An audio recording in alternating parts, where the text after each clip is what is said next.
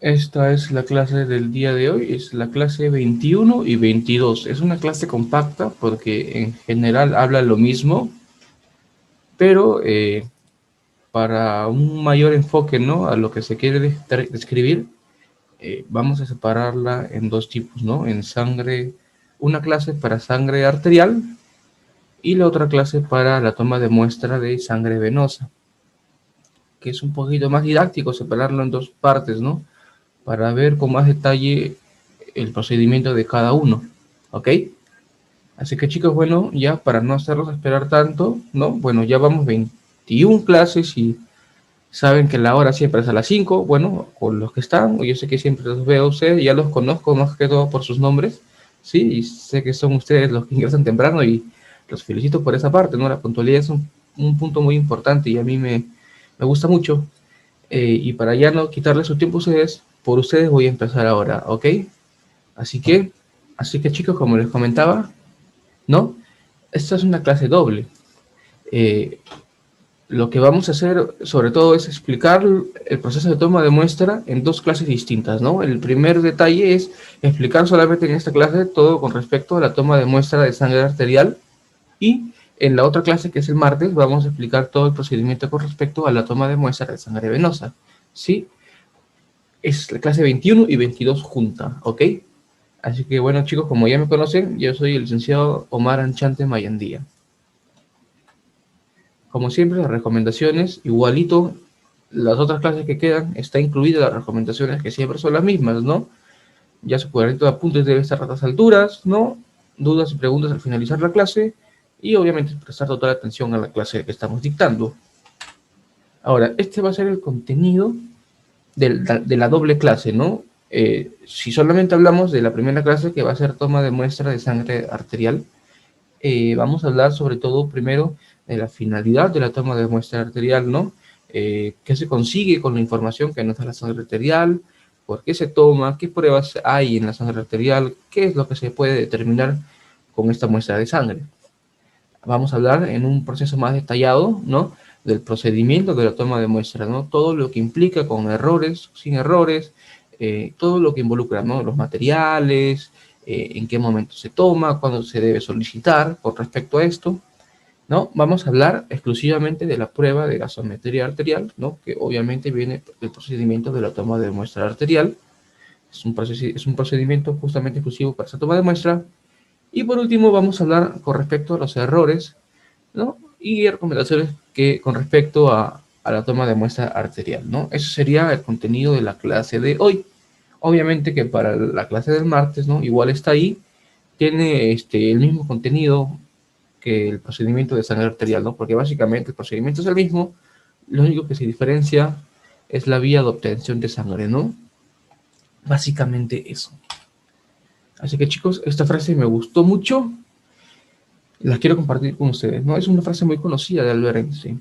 Él dice, o decía, mejor dicho, el genio se hace con 1% de talento y un 99% de trabajo. Así que, en pocas palabras, eh, lo que nosotros hagamos no va a depender solamente del talento que tengamos para hacer algo, es la determinación y la dedicación que tengamos con respecto a hacer algo. Todo parte de ahí, ¿no? La determinación, ¿no?, que nosotros tengamos para hacer alguna actividad, ¿no? Esa confianza en uno mismo, ¿no? Ese empeño que le pongamos a hacer lo que nos gusta hacer, lo que nos va a gustar hacer, lo que hacemos, justamente es la parte, ¿no?, que es la totalidad de lo que queda, pues no, el 99% es parte del trabajo y justamente eso está involucrado en eso. Así que si le ponen el empeño y toda su dedicación a lo que hacen y les gusta, está garantizado que van a hacer un buen trabajo, ¿sí? El talento es algo importante, es algo innato, eso es cierto, pero no determina todo, ¿no? En el trabajo hoy en día, en el mundo laboral de hoy, la dedicación y el trabajo tiene mucho peso, vale mucho. Así que bueno, sin más que decir, empezamos con la toma de muestra arterial, ¿sí? Toma de muestra de sangre arterial, en términos más completos, ¿no? ¿Cuál es la finalidad de esta toma de muestra? ¿Ok? Eh, bueno, es un procedimiento básicamente primero que consiste, ¿no?, en una recolección de sangre de arteria. Acuérdense que nuestro sistema circulatorio consistía de 3 tipos de vasos sanguíneos, ¿verdad? Venas, arterias y capilares, ¿verdad? ¿No? En este caso solamente vamos a enfocarnos en la toma de muestra de sangre arterial, ¿no? Justo como si dice su nombre, no es una toma de muestra de sangre de arteria, simplemente así. Y justamente la finalidad del proceso justamente es la información que nos puede dar la muestra de sangre, ¿no? Ustedes saben, como lo vimos en la clase pasada, ¿no? ¿Por qué está compuesta la sangre, verdad? Plasma y componente celular, ¿verdad? El componente celular estaba dividido en las plaquetas, en los hematíes, en la serie blanca, ¿no? Los glóbulos rojos, ¿no? Los leucocitos, monocitos, basófilos, eosinófilos, ¿no? Eso era con respecto al componente celular. Linfocitos, monocitos, ¿verdad? Y ahora, por el otro lado, vamos a ver el componente del plasma, ¿no? Que se encontraban las proteínas como la albúmina, algunas enzimas, carbohidratos como glucosa, lactosa, que están transportados, ¿no? Por algunas proteínas transportadoras. Se encontraba también los lípidos, triglicéridos, ¿no? Básicamente, y un sinfín de hormonas y otras moléculas que justamente contribuyen, ¿no? Al metabolismo normal del organismo humano. ¿No? Así que la sangre de cualquier tipo, ya sea arterial o venosa, nos va a dar mucha información con respecto a nuestro estado o al estado del paciente, ¿sí? Ahora, el tercer punto es muy importante y quiero que lo tomen muy en cuenta, porque básicamente es una manera también de diferenciar a la toma de muestra de sangre venosa de la toma de muestra de sangre arterial.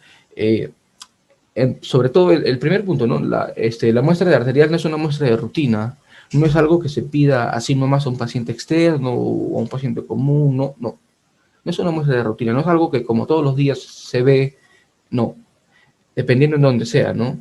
En este caso, esta muestra de sangre arterial se solicita sobre todo en casos que se requieren hacer estudios específicos y los cuales involucran analitos, ¿no? O metabolitos, ¿no? De la sangre que no se encuentran en suficientes cantidades en sangre venosa. ¿Qué quiero decir con esto?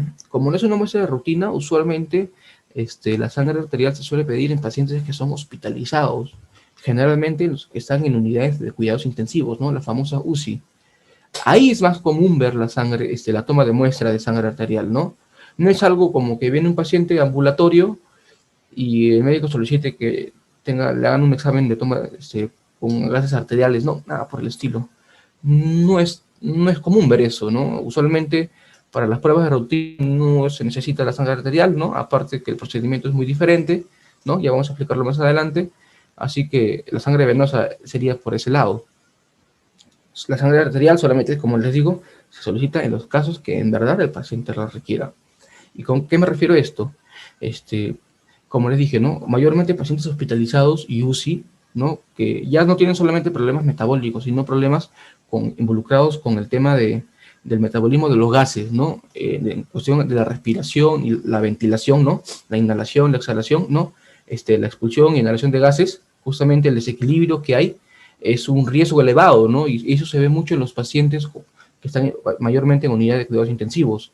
La sangre venosa no me da esa información, cosa que la sangre arterial sí me da información con respecto al estado de los gases, ¿no? Por eso justamente el examen que vieron en el contenido se llama gasometría arterial. Básicamente de ahí parte, ¿no? No me va a dar una muestra de venosa, no me va a dar suficiente información con respecto a este examen, con respecto a una sangre arterial. Así que más o menos por ahí parte, ¿no? Por ahí parte primero que no es una muestra de rutina.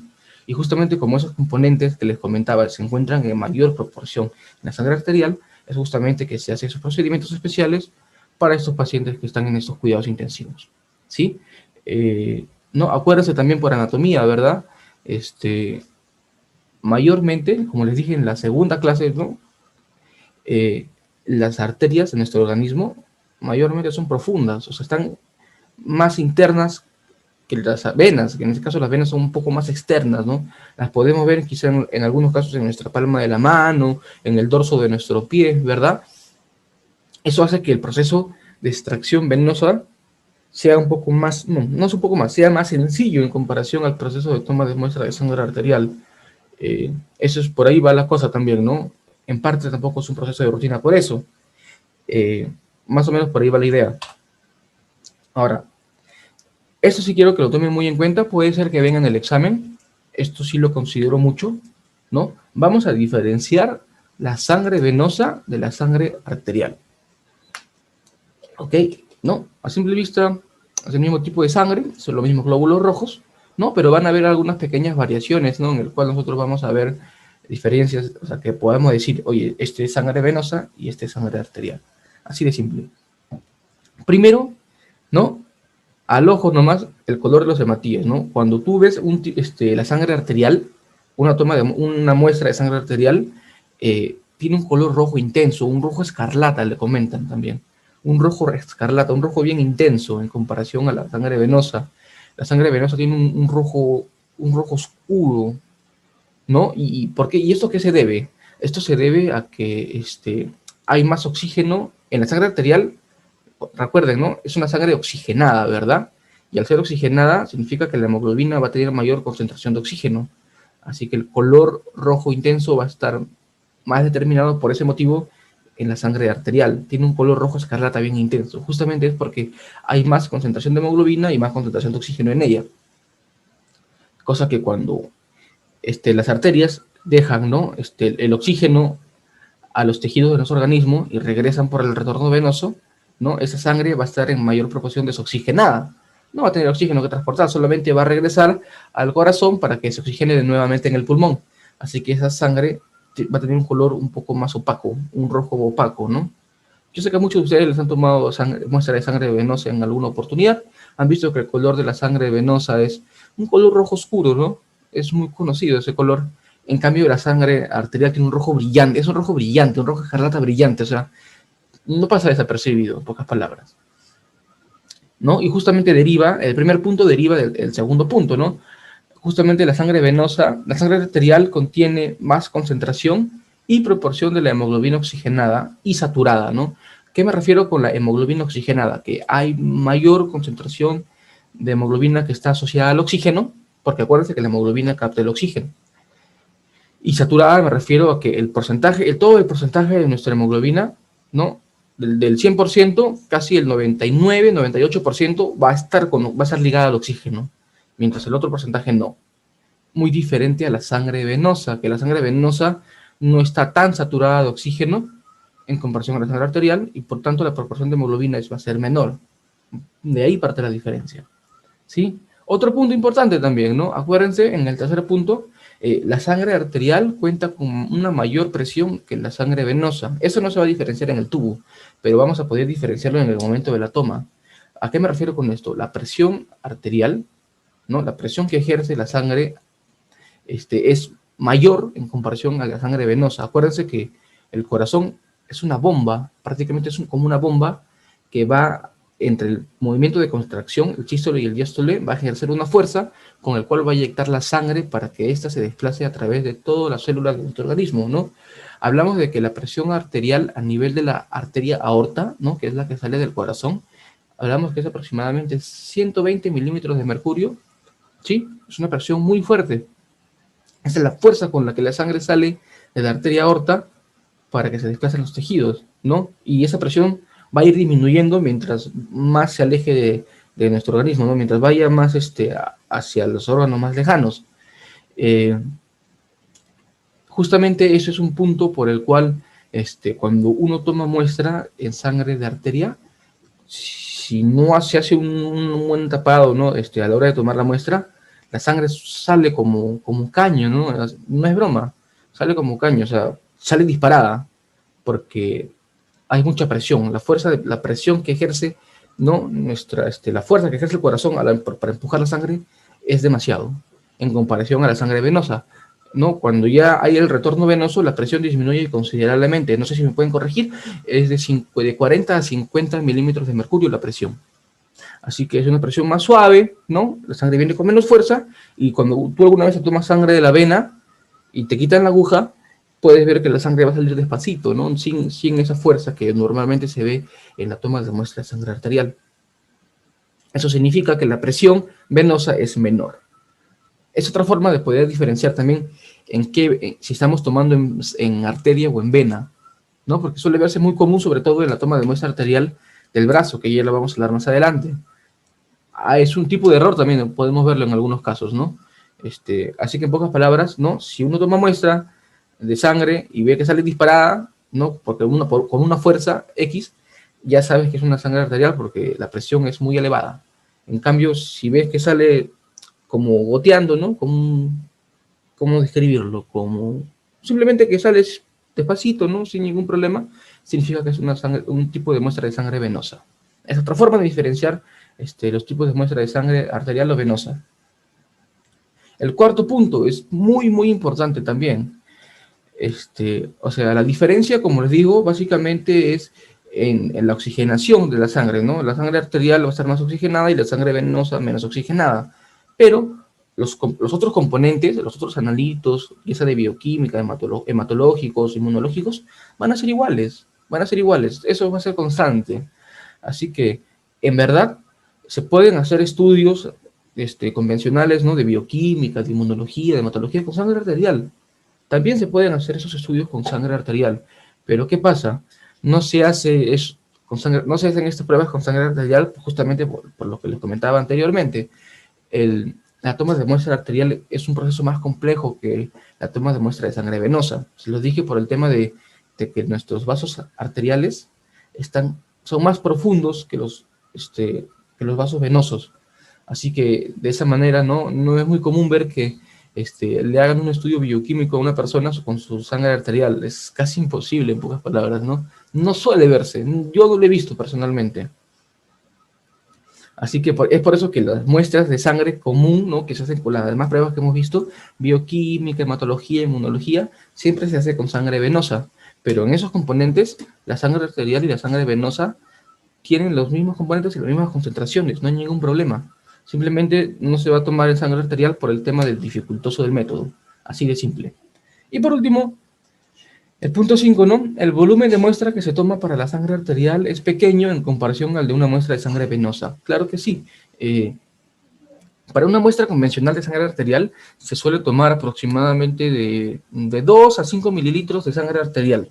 ¿Sí? Porque es lo que se necesita para la prueba, ¿no? Obviamente ya les dije, ¿no? Que solamente se toma la sangre arterial para una prueba en específico, no se necesita mucho volumen de sangre, ¿no? Y además es lo que requiere, ¿no? El volumen de sangre arterial que se toma es poquísimo. En cambio, en sangre venosa va a depender, ¿no? Si el paciente se requiere hacer muchas pruebas en diferentes tipos de servicio de laboratorio, se le va a tomar varios tubos de sangre, ¿no? Acuérdense que los tubos, en promedio, los tubos largos, los grandecitos, tienen un volumen de 6 mililitros y los pequeños tienen un volumen de 3 mililitros. Si hablamos que tú te vas a hacer un chequeo general para bioquímica, para hematología, para pruebas de coagulación, ¿no? Estamos hablando de que a lo mucho te pueden sacar 20 mililitros de sangre, ¿no? Que no es una pérdida considerable, ¿no? Pero el volumen es mayor en comparación al de la sangre arterial, ¿no? Así que por ahí más o menos podremos diferenciar, ¿no? La sangre venosa y arterial. O sea, ya saben que si les toman sangre de tubo, de los tubos del sistema vacío, que son conocidos, es sangre venosa, ¿no? Usualmente los procedimientos para toma de muestra de sangre arterial vienen en jeringa, recuerden mucho eso, ¿no? Es casi imposible ver sangre arterial que venga en un tubo del sistema al vacío, que son los conocidos, ¿no? Es casi improbable. En cambio, si lo ven en jeringa, obviamente que sí va a ser, es muy probable también, ¿no? Porque también hay toma de muestra de sangre venosa con jeringa. Pero ya les dije, ¿no? Por el color, básicamente se puede diferenciar qué tipo de sangre es. Así que chicos, estos 5 puntos, apréndanselos bien, porque puede ser que venga una pregunta en el examen. No recuerdo si lo he puesto, pero me parece que sí. Así que esto es muy importante, diferenciar la sangre arterial de la sangre venosa. Aquí podemos ver la diferencia, como les comentaba. A la izquierda está la sangre arterial, ¿no? Un rojo escarlata, un rojo bien intenso, ¿no? La hemoglobina de los hematíes en la sangre arterial está muy oxigenada, ¿no? Hace que el color, ¿no? El pigmento, que la hemoglobina, acuérdate, es un pigmento, se exprese más el color, ¿no? Sea más intenso. Por el otro lado, ¿no? La sangre venosa, ¿no? Que es la sangre común que siempre vemos que nos sacan en las pruebas de rutina, ¿no? Tiene ese color opaco, ¿no? Un rojo opaco, un rojizo, por así decirlo, ¿no? Básicamente, así puedes diferenciar sencillamente sangre arterial de sangre venosa. Pero no se olviden, ambos tienen los mismos componentes, si es de la misma persona, obviamente, ¿no? Van a tener la misma concentración de componentes, ¿no? La misma concentración de hematíes, la misma concentración de plaquetas, la misma concentración de glóbulos blancos, la misma concentración de glucosa, de colesterol, de triglicéridos. O sea, los analitos que mantengan van a ser igualitos. Lo único que se diferencia solamente es su estado de oxigenación, nada más. ¿Sí? Hasta aquí, ¿hay alguna duda, alguna consulta? Algo que ustedes crean que o pueden aportar, ¿no? A ver si me dicen si algo falta o si algo, ustedes creen que hay alguna diferencia más que han podido percibir o si la saben, ¿no? Ok, continuamos entonces, ¿no? Así que básicamente aquí podemos diferenciar la sangre arterial y sangre venosa. Genial. Continuamos entonces. Ahora, las pruebas que se realizan. Bueno, como les comentaba, ¿no? Teóricamente, con la sangre arterial, tú puedes realizar las mismas pruebas que haces de sangre venosa, ¿no? O sea, las pruebas bioquímicas, las pruebas inmunológicas, hematológicas, de coagulación, normal. Si cumplen con los criterios, normal, se puede realizar, pero como les dije, el tema de, de obtener la sangre arterial es más complicado y eso hace que obviamente se descarte la sangre arterial para hacerse las pruebas de rutina. Solamente se hace una prueba nomás, ¿no? Que es un conjunto de pruebas, ¿no? En sangre arterial, que es el más conocido, que justamente está en negrito, que se llama gasometría arterial o estudio de gases en sangre arterial, ¿no? Básicamente ese es el nombre, ¿no? Es la prueba por excelencia que se hace en toma de muestras de sangre arterial. Es única, se llama gasometría arterial, pero tiene un montón de analitos que se detallan. Ya lo vamos a explicar más adelante. Justamente, ¿no? Esta prueba, este examen, ¿no? Consiste en tomar una muestra de sangre de arteria y básicamente sirve para ver el funcionamiento pulmonar, ¿no? Porque acuérdense que estos pacientes que se les toma, como les comentaba, son pacientes hospitalizados o en unidad de cuidados intensivos, ¿no? Pacientes que no solamente tienen problemas con sus metabolitos normales, como puede tenerlo cualquier persona, sino que estos pacientes tienen problemas ya con el tema de la ventilación, de la respiración, ¿no? Acuérdense que un paciente en UCI usualmente tiene una ventilación mecánica o tiene problemas respiratorios, que son problemas, un poco, son serios, son problemas serios, porque es algo tan básico, el respirar es algo tan básico y que no funcione, y que en el organismo no funcione bien, y es algo grave. Así que justamente las pruebas de gasometría arterial van a determinar el estado de los pulmones, sobre todo, ¿no? A través de varios factores, analitos, que ya los vamos a hablar, ¿no? Pero básicamente el pH, ¿no? El pH sanguíneo es muy importante para mantener el estado de las demás moléculas de nuestro organismo, ¿no? Así que es un parámetro vital que suele medirse mucho en sangre arterial. La saturación de oxígeno se puede medir también en sangre venosa y en sangre arterial, pero tienen diferentes valores. Obviamente el que tiene más importancia es la saturación de oxígeno en sangre arterial. La concentración de hemoglobina, obviamente que es igual en ambos, ¿no? Solamente la diferencia va a ser que una va a estar más saturada de oxígeno que la otra, nada más. Pero igual se miden esos valores. Bueno, yo, en cristiano, por así decirlo, sirve para ver si el pulmón está funcionando bien, si está ventilando bien, ¿no? Si está respirando bien, si el pulmón es eficiente en el manejo de la gestión de los gases que inhalamos y exhalamos, ¿no? Verificar la necesidad o requerimiento de oxígeno, ¿no? Acuérdense del oxígeno, símbolo químico O2. Evaluar también la adecuada eliminación del dióxido de carbono, símbolo químico, como lo ven, CO2, y determinar otros problemas metabólicos, ¿no? Justamente en el inhalar y exhalar, si hay variaciones, va a haber cambios en otras variables como el pH, ¿no? Y eso va a determinar estados del paciente que pueden ser o no graves a largo plazo, ¿no? Tiene que ver con el tema de la acidosis y alcalosis, ¿no? Acidosis cuando el nivel de la sangre, el pH de la sangre disminuye, y alcalosis cuando el nivel de la sangre, el pH de la sangre aumenta, ¿no? Eso es un desequilibrio que ocasiona que nuestro organismo no opere de la manera adecuada, ¿no? Es un tema ya un poco más ya de neumología, ¿no? Por así decirlo, pero vamos a hablar solamente de puntos importantes sobre eso. Ahora, importante. Y otra cosa que me olvidé aclarar, ¿no? Con respecto a la sangre venosa y a la sangre arterial. Y no lo puse, qué curioso. Así que tomen nota. La sangre arterial, mejor dicho, el procedimiento de toma de muestra de sangre arterial, el procedimiento lo realiza una persona capacitada, ¿no? Usualmente no es competencia de un técnico de laboratorio ni de un auxiliar de laboratorio. Es competencia del tecnólogo médico capacitado inclusive, ¿no? No cualquier tecnólogo médico así nomás puede tomar sangre de arteria, tiene que estar capacitado para tomar sangre de arterial, no es cualquier cosa tomar la muestra de arterial, y los médicos, en este caso especialistas, ¿no? Los médicos internistas sobre todo, que es la especialidad adecuada, ¿no? Los médicos internistas son los médicos de emergencia, ¿no? Que están en la unidad de cuidados intensivos, ¿no? Ellos son los médicos internistas, es una especialidad médica, ¿no? Ellos tienen también la función de tomar la muestra arterial, ¿no? En el caso del tecnólogo médico tiene que estar capacitado para la toma de muestra. Como les digo, aquí es un poco cosa seria, ¿no? Ya lo vamos a hablar más adelante, pero las hago en adelanto, ¿no? Tomar muestra de sangre venosa, ¿no? Lo peor que te puede pasar, obviamente, de tomar mal la muestra, es que te deje algún hematoma, ¿no? Sobre todo eso, ¿no?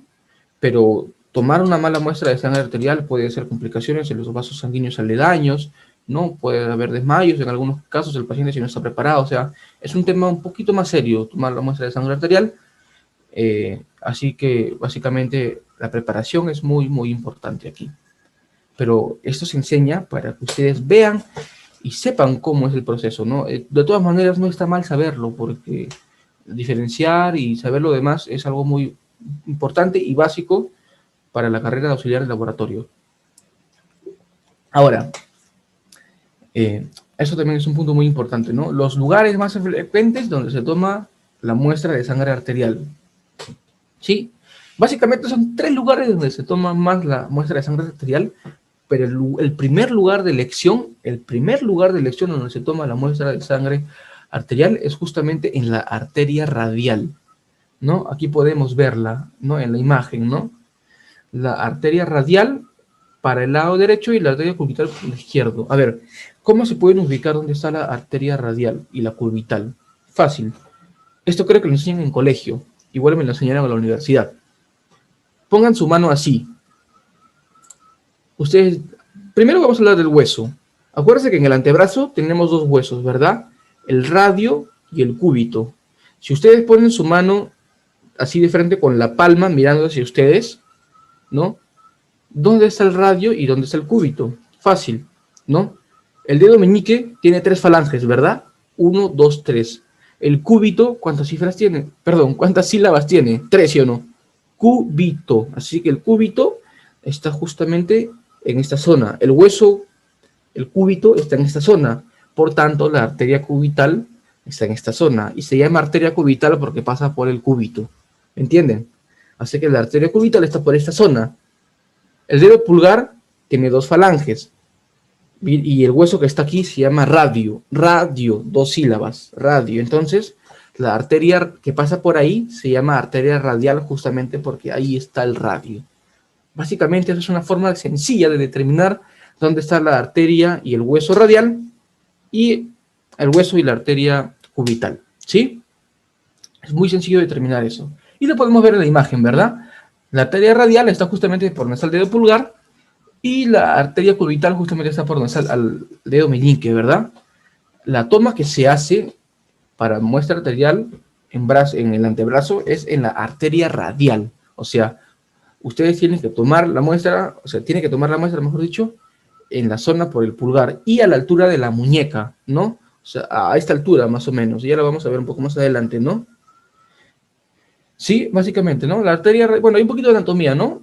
El arco palmar profundo, ¿no? Que son ya las partes superiores a la muñeca, ¿no? La arteria radial y la arteria cubital, ¿no? Estas nacen de la arteria braquial, ¿no? Que es una arteria profunda que pasa por el húmero, ¿no? También se le llama arteria humeral, ¿sí?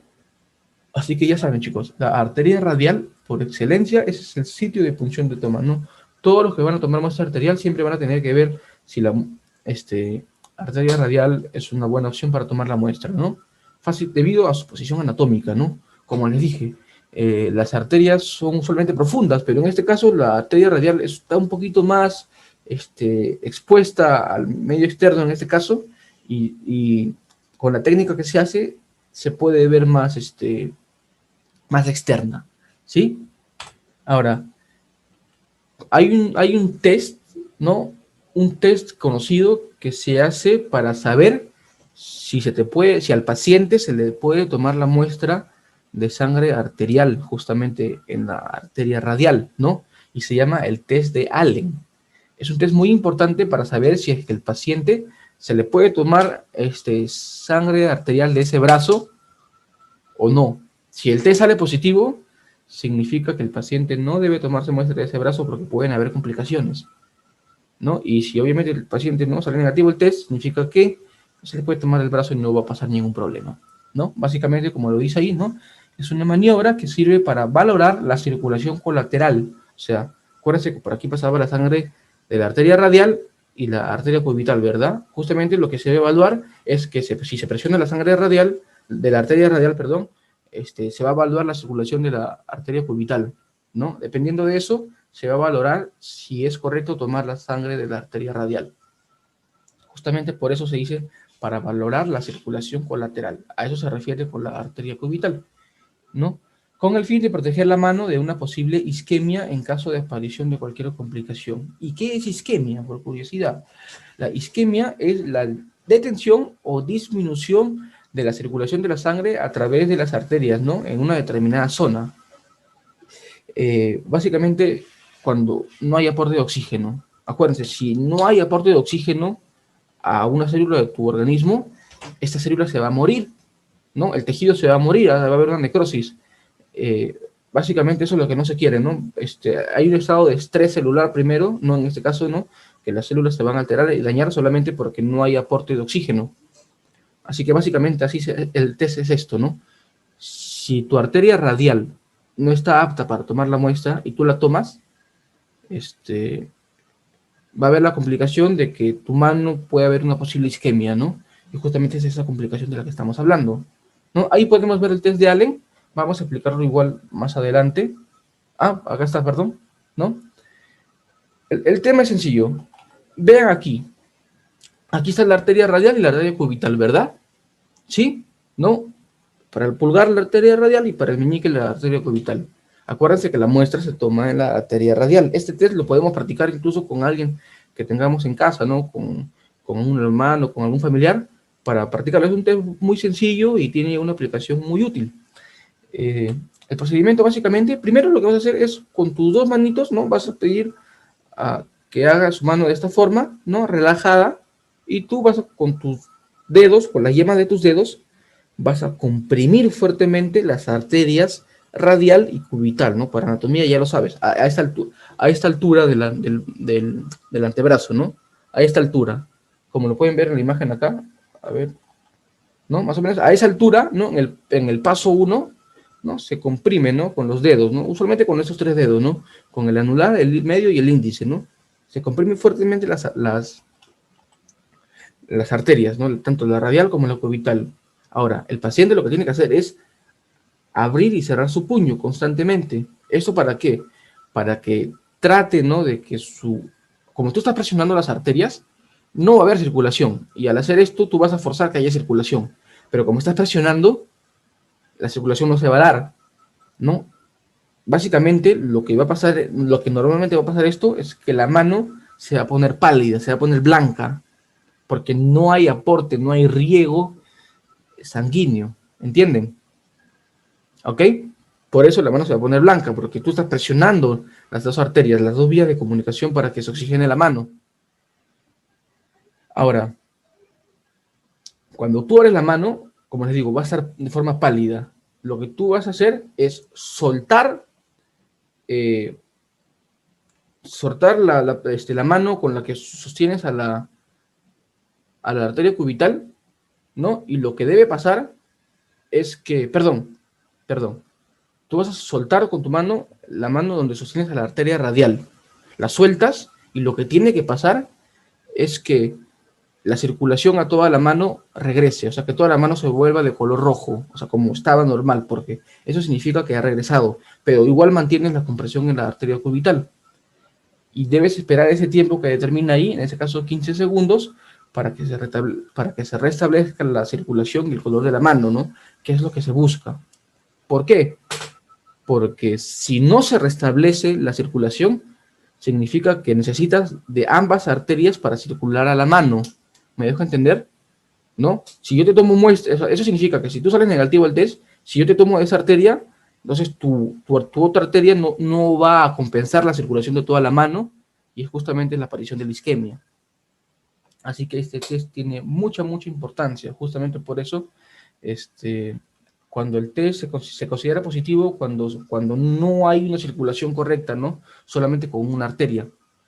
Y en pocas palabras, el resultado sería que no se debe punzar la arteria de esa mano, ¿no? En este caso sería probar con la otra mano, ¿verdad? Pero ¿qué pasa si en ambas manos el test de Allen sale negativo, ¿no? Hay que tomar la muestra, ¿no?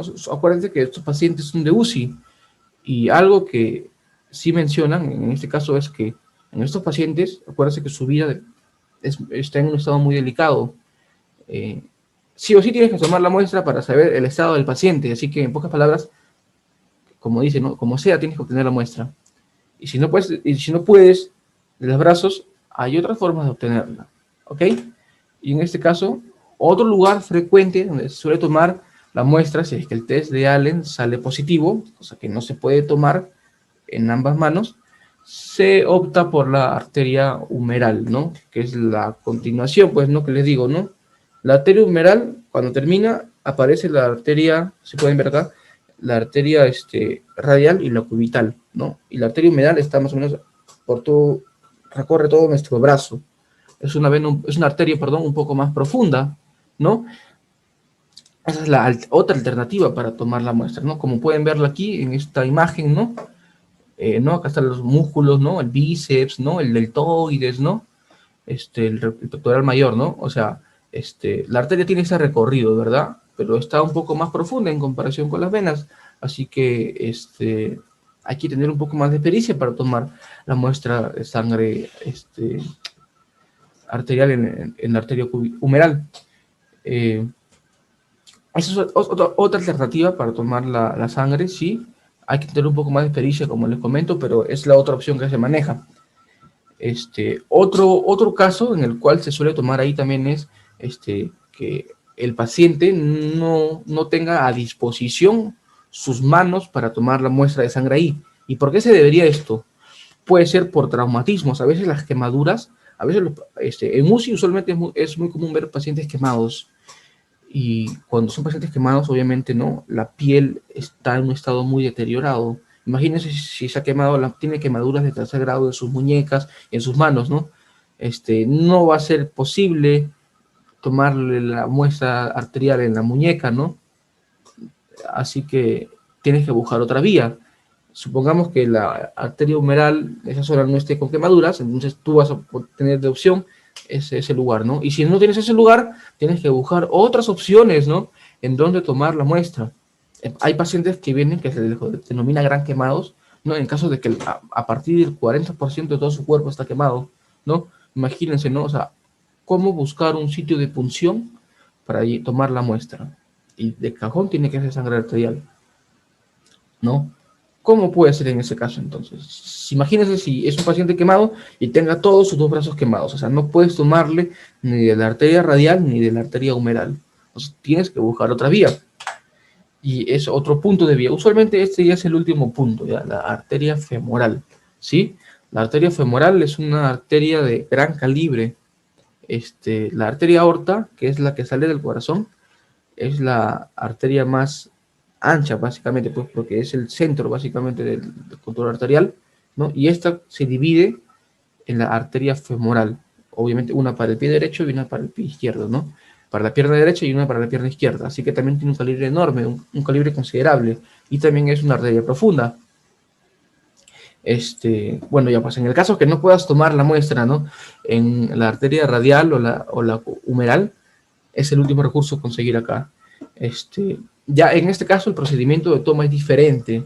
Ya usualmente los médicos canalizan previamente ya al paciente para que, la toma de muestra ahí sea más fácil, ¿no? Acuérdense que la arteria humeral es profunda, así que los médicos usualmente lo canalizan previamente para administrar medicamentos o otro tipo de sustancias, ¿no? Y ahí también se aprovecha a tomar la muestra, pero que no es correcto tampoco. Acuérdense que la toma de muestra debe tener solamente una vía única de toma, no debe cruzarse con medicamentos. Ese es un punto de error que lo vamos a hablar más adelante, ¿sí? pero en el caso que no se pueda, tiene que tomarse de ahí, porque de todas maneras tiene que tomarse la muestra. No suele verse tan común este caso, solamente se ven pacientes que son gran quemados, pero es una vía útil, ¿no? Que ayuda justamente a obtener la muestra, ¿no? Así que el último punto, por así decir, o la última oportunidad, por así decirlo, ¿no? De tomar muestras sería en el caso de la arteria femoral. Sí. Me olvidé otra cosa, ¿verdad? No solamente, no solamente puede ser por quemaduras en el cual no se pueda tomar la muestra. A veces, como le digo, los pacientes que están en unidad de cuidados intensivos, ¿no? A veces usualmente están muy canalizados, tienen muchas vías en sus brazos, en su antebrazo, por tema de medicamentos, ¿no? Sobre todo medicamentos, el suero que se les coloca, o sea, están prácticamente pinchados por todos lados. Ese puede ser otro impedimento también de tomar la muestra. A veces, usualmente siempre tienen un brazo con ligado a la vena, pinchado a la vena para el suero. Después tienen otro brazo con el tema del medicamento, ¿no? Medicamentos que son intravenosos que también tienen prácticamente sus brazos ocupados, ¿no? Así que hay que buscar la forma, básicamente, de tomar la muestra de manera adecuada, ¿no? Y es muy común ver eso en pacientes que están en UCI, ¿sí? Así que otro punto, por el tema de las quemaduras o algún tipo de traumatismo, también suele ser por el tema ya de las inyecciones, de tener imposibilidad a las vías para tomar la muestra. Ese es otro punto también. Ahora, vamos a hablar solamente del procedimiento de toma de muestra arterial en sí. ¿Sí? ¿Cómo se toma la muestra de sangre arterial? ¿No? Pero para eso tenemos que contar con los materiales adecuados. ¿Cuáles son estos materiales? Primero, la jeringa, ¿no? Puede ser una jeringa de tuberculina, se le llama jeringa de tuberculina a las jeringas que son las de calibre pequeño, que tienen un volumen de 1 mililitro. Usualmente esas jeringas se utilizan para vacunar. Se le llama jeringa de tuberculina, justamente por eso. Tienen un volumen pequeño, pero en algunos casos a veces se suele tomar la muestra de sangre arterial con jeringas incluso de 5 mililitros hasta con 20 mililitros, incluso yo he visto que toman. ¿Y esto a qué se debe? Como les comentaba, la sangre arterial tiene mucha presión, ejerce mucha presión, así que en el caso que tú tengas un émbolo, ¿no? De la jeringa de mayor volumen, que tiene un mayor calibre, entonces la presión que tú vas a ejercer va a ser mayor. Y en algunos casos, cuando sea un poco dificultoso, se suelen tomar las jeringas de volúmenes altos para obtener más cantidad de sangre. Ojo, no implica que voy a sacar los 20 mililitros, sino que se saca igual poco volumen, pero la fuerza que va a ejercer esa jeringa va a ser mayor y va a facilitar mayor el procedimiento de toma de muestra. Buena pregunta. Usualmente se maneja la toma de muestra con el color, recuerden, el color de la jeringa, de la aguja, son códigos, ¿no? Este color verde tiene un calibre de 21. Normalmente se toma con este calibre, ¿no? En el caso que haya complicaciones, ¿no? O las arterias sean un poco más voluminosas, suele tomarse con un calibre mayor, que es el calibre de 20, que el código de color sería el color amarillo. ¿Sí? Eso también de los calibres vamos a hablarlo más adelante, pero me parece que lo he puesto para el tema de la sangre venosa. Pero igual es bueno que lo sepan. La aguja estándar para tomar muestra, sea sangre arterial o venosa, la estándar, la que siempre se ve, es de calibre 21G. Ese es el código que se maneja, 21G, y el código de color que maneja es este color verde. Es el que casi siempre es el más convencional usado. Si el calibre es menor, si el número, o sea, este es 21G, mientras el número sea menor, el calibre va a ser más grueso.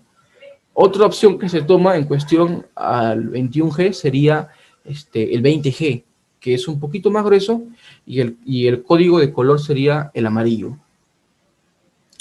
Así que básicamente ese sería el primer material que obviamente es recontra indispensable, ¿no? La jeringa, ¿no? Si la toma de muestra es sencilla, usualmente cuando es en la arteria radial, es común ver tomar solamente con jeringa de tuberculina. No es algo sencillo. En cambio, en la jeringa de tuberculina inclusive se manejan agujas un poquito más finas, de calibre 23 inclusive, ¿no? Claro que sí. Eh, pero en cuestión de otras arterias, como la humeral o la femoral, se maneja el calibre un poco más grueso, justamente para extraer la mayor cantidad de sangre en el poco tiempo posible. Primer material, la jeringa. Justamente lo que les comentaba, las agujas. Es el otro punto, ¿no? El calibre de la aguja básicamente va a depender del grosor de la arteria por la que sea tomada. Usualmente las jeringas de tuberculina manejan el código plomo, que es el 22G, como les comentaba, ¿no? Usualmente ese es el calibre que maneja la jeringa de tuberculina. Mientras el calibre, vean acá en la imagen, dice 20G, 21, 22, 23 y 25. Mientras aumente el número, el calibre, o sea, el diámetro, mejor dicho, el diámetro de la jeringa va a ser más fino. Mientras menor sea el número, el calibre va a ser más grueso, ¿sí? El estándar, como les dije, es el 21G. Olvídense donde dice acá el milimetraje, ¿no? Eso es otro tema. El calibre va a ser con respecto al código de color, como les comentaba, ¿no? En este caso, el 21G es el color estándar, el que siempre se va a ver, ¿no? De color medio verde, ¿no? Por así decirlo, ¿no? Es el común. Negro, el calibre es 22, azul y naranja son poco frecuentes verlos, ¿no? Pero ahí están, ¿no? Y el 20 es el que también suele verse bastante, ¿no? Que es un color amarillo, ¿no? El segundo punto también es algo muy importante, ¿no? En caso de que la presión no sea suficiente, se recomienda cambiar por un calibre más grueso. Acuérdense que las arterias, ¿no? Sobre todo la femoral y la humeral, son más gruesas.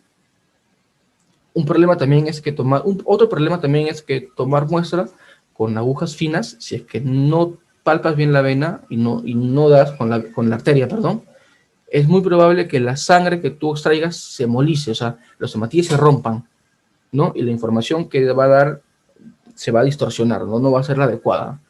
Ese también es un problema de tomar muestras con agujas con calibres muy finos, con calibres muy estrechos. Justamente rompe los hematíes. Y eso es lo que causa también errores en la medición de los parámetros, ¿no? En cambio, con calibres gruesos como 21 y 20, ¿no? El calibre es mayor, así que más hematíes van a entrar sin deteriorarse, ¿no? Ese también es otro punto muy importante, ¿no? Usualmente 21 y 22 son las convencionales que se suelen tomar la sangre arterial. Estamos hablando en adultos, ¿sí? Sinceramente no manejo mucho la información de cómo se toma la sangre arterial en niños. Desconozco, no he tenido la oportunidad. En el caso de adultos se manejan estos dos valores. Otro punto importante, ¿no? Acuérdense que la jeringa, cuando tú tomas, esa es una jeringa convencional de plástico, ¿no? Solamente no tiene nada, no tiene ni un líquido. Y la jeringa, bueno, solamente la aguja nada más, pues, ¿no? Recuerden en la clase anterior, ¿verdad? ¿Qué pasa si tú extraías la sangre así nomás? ¿Qué pasaba con ella? Se coagulaba, ¿verdad? Se solidificaba, en pocas palabras, se coagulaba. Y apúntenlo, una sangre arterial coagulada no sirve para hacer pruebas de gasometría arterial. No sirve, ¿no? Es importantísimo. Así que lo que tú debes tener que agregarle a tu jeringa antes de tomar la muestra, tienes que cargarla con un líquido, en este caso con un anticoagulante, para que a la hora que tú extraigas la sangre, esa se homogeneice con ella y evitar que se coagule, ¿verdad? Así como recuerdan que los tubitos del sistema de vacío tenían sus propios anticoagulantes. Bueno, las jeringas no la tienen, pero tú puedes tener en este caso una pequeña ampolla en el cual puedes aspirar el anticoagulante con la jeringa y después tomar con esa misma jeringa la sangre del paciente, ¿no? El anticoagulante que se utiliza por elección, eso sí, por elección en sangre arterial, al menos el que yo he visto y no he visto otro, es la heparina sódica, ¿no? Y la concentración es esta, ¿no? 1000 unidades internacionales por mililitro. Ese es el anticoagulante clásico que se utiliza, ¿no? Con los valores estándares, ¿no? Obviamente, como les dije, ¿no? Primero, antes de pinchar al paciente, ¿no? Tú debes pinchar primero esta pequeña ampolla, ¿no? Y cargar un volumen adecuado de anticoagulante. Me parece que si quieres recolectar aproximadamente 2-3 mililitros, entonces tienes que aspirar 0.1 mililitros del anticoagulante, ¿no? En este caso, heparina sódica es el anticoagulante convencional, ¿sí? Si tú te olvidas, si se olvidan del anticoagulante, ¿qué pasa? ¿Qué pasaría? Tomas la muestra y si no se lleva rápido al laboratorio se coagula. Y el equipo y los equipos que leen para las pruebas de gasometría no pueden leer las muestras coaguladas porque tienen que estar líquidas para que pasen por el equipo, si no el equipo se puede malograr inclusive en algunos casos, ¿no? Porque los coágulos pueden entrar al equipo y esto puede causar que el equipo se deteriore, ¿no? Así que, o sea, errores mínimos pueden tener consecuencias perjudiciales. Ténganlo muy en cuenta, ¿no? Así que el anticoagulante, básico para la toma de muestra arterial. Heparina sódica, no se olviden. Ligadura, sí, también suele usarse. Usualmente la ligadura se utiliza para presionar y que la sangre sea ejercida con mayor potencia, ¿sí? Eso usualmente suele usarse mucho, eso suele usarse mucho en sangre venosa. No, siempre se usa en sangre venosa. En sangre arterial no suele usarse mucho porque, como les comentaba, ¿no? La sangre arterial tiene una presión fuerte de por sí, ¿no? Pero en algunos casos que el paciente pueda tener hipotensión, ¿no? Presión baja, también suele usarse, ¿no? La ligadura para aumentar esa presión, ¿sí? Justo en el momento de la toma sanguínea, ¿no? Para mantener la presión adecuada se suele poner la ligadura, ¿no? En el caso de tomar la CAS, se pone la ligadura un poco más alejado del lugar de toma, ¿no? No suele verse tanto, como les comentaba, pero en algunos casos, ¿no? Cuando se sabe del estado del paciente, se suele poner la ligadura, ¿no? Como en este caso, ¿no? Cerca al lugar de toma de muestra, ¿no? La ligadura también lo que hace es, cuando ejerces la fuerza, los vasos sanguíneos suelen, como decimos nosotros, ¿no? Aparecer, ¿no? De la piel, ¿no? Suelen pronunciarse más en nuestra piel y también nos facilita observar los vasos sanguíneos en este caso. Otro punto muy importante también, el segundo punto es un dato valioso. A diferencia de la sangre venosa, en la toma de muestra de sangre arterial, la ligadura debe, en el caso que se hace, debe mantenerse todo el tiempo de la toma de muestra. En la sangre venosa solamente se tiene la ligadura hasta que se obtiene la sangre. Ya lo vamos a hablar también.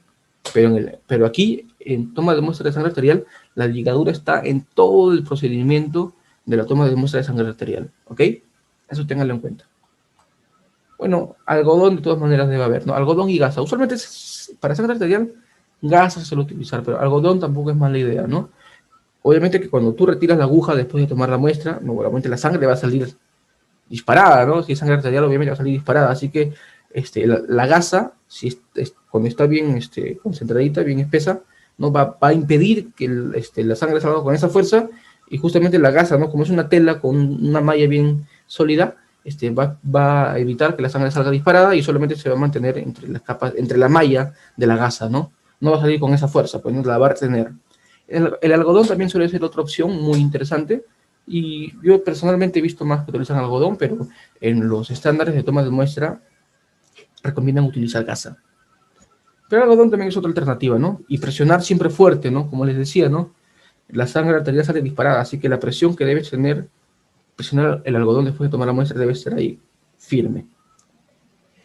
Básicamente eso, ¿no? Algodón y gasa. Acá podemos ver que los algodones, en algunos casos ya vienen empaquetados así, ¿no? Como turundas de algodón, o sea, ya vienen preparados, ¿no?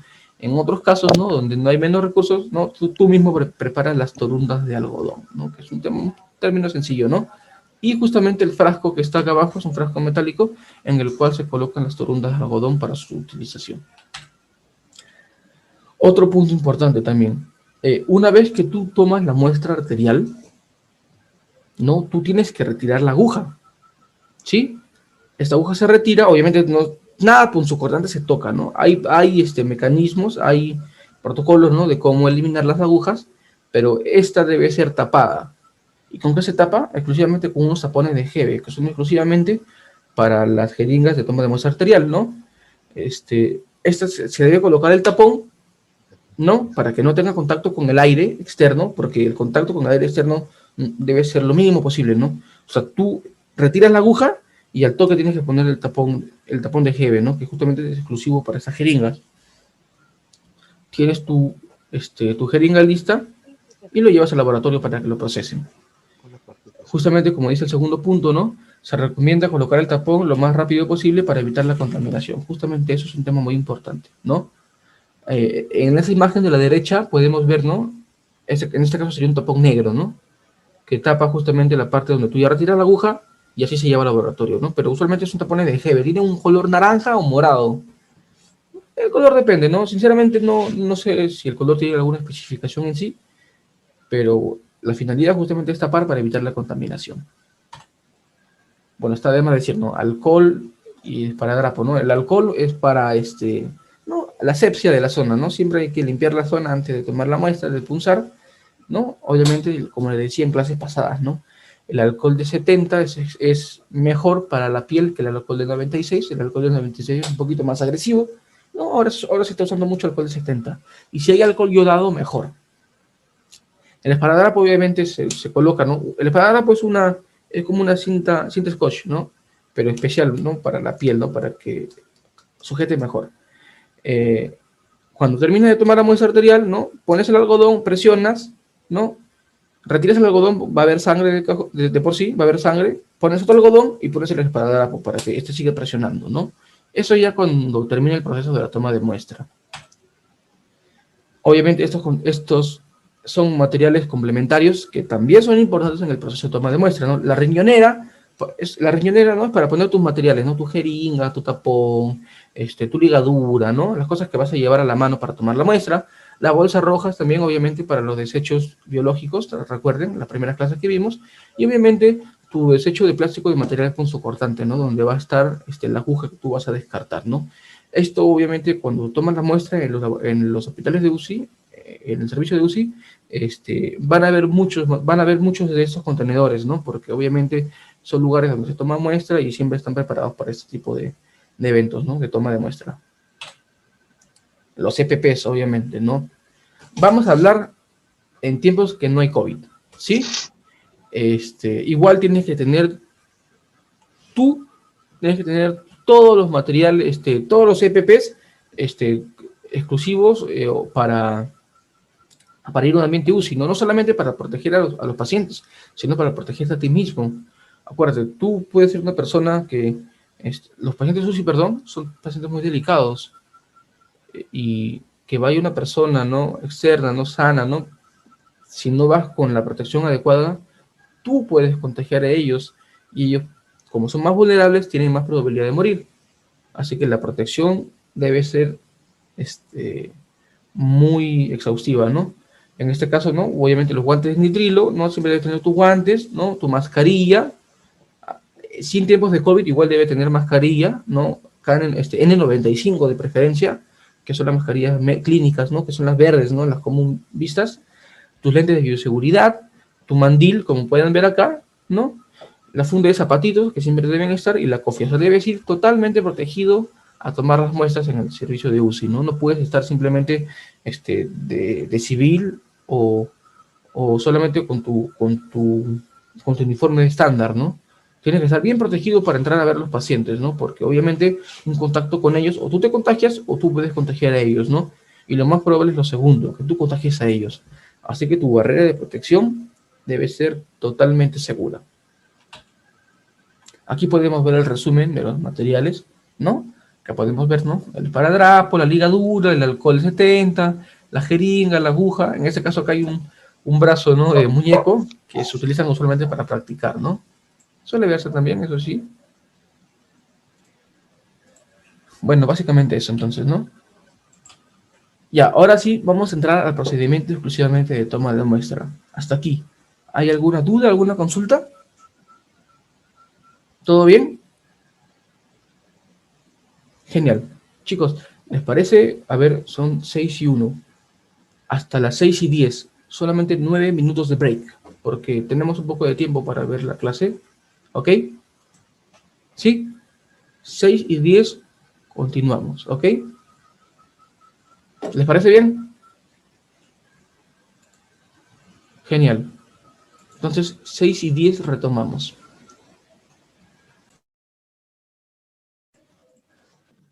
¿Qué tal, chicos? ¿Cómo están?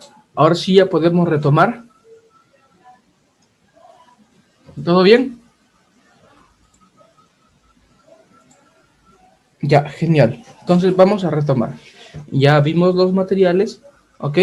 ¿No? Son materiales que ya hemos visto antes, conocidos, sí, salvo unos cuantos por ahí, ¿no? Con el tema del anticoagulante, ya saben, heparina sódica. Y ahora vamos a ver el procedimiento en sí, ¿no? Si bien, sinceramente, es poco probable que lo vayan a hacer como una experiencia, igual es bueno que lo sepan para que estén con el tema del conocimiento, ¿no? Que es muy importante. Primero, el primer punto, la preparación del paciente, ¿no? Acuérdense que esta prueba no es una prueba de rutina, así que no, el paciente usualmente no va a venir con una solicitud. Usualmente tú vas a ir a buscar al paciente, porque estos pacientes están hospitalizados. ¿Ok?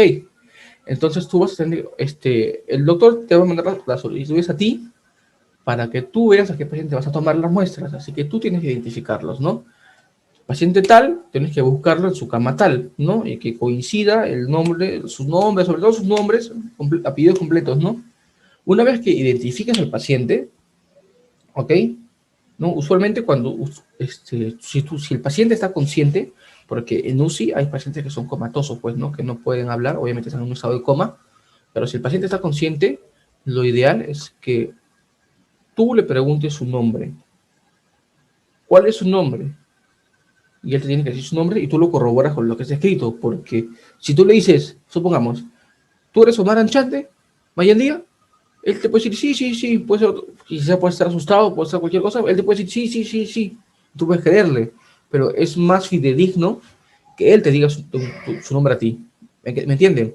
Así que la idea es siempre, y eso no solamente sirve para tomar muestras, sino para recibir solicitudes y todo ese tipo de cosas, lo ideal es que el paciente te brinde sus datos a ti y tú no confirmárselos a ellos, ¿me entienden?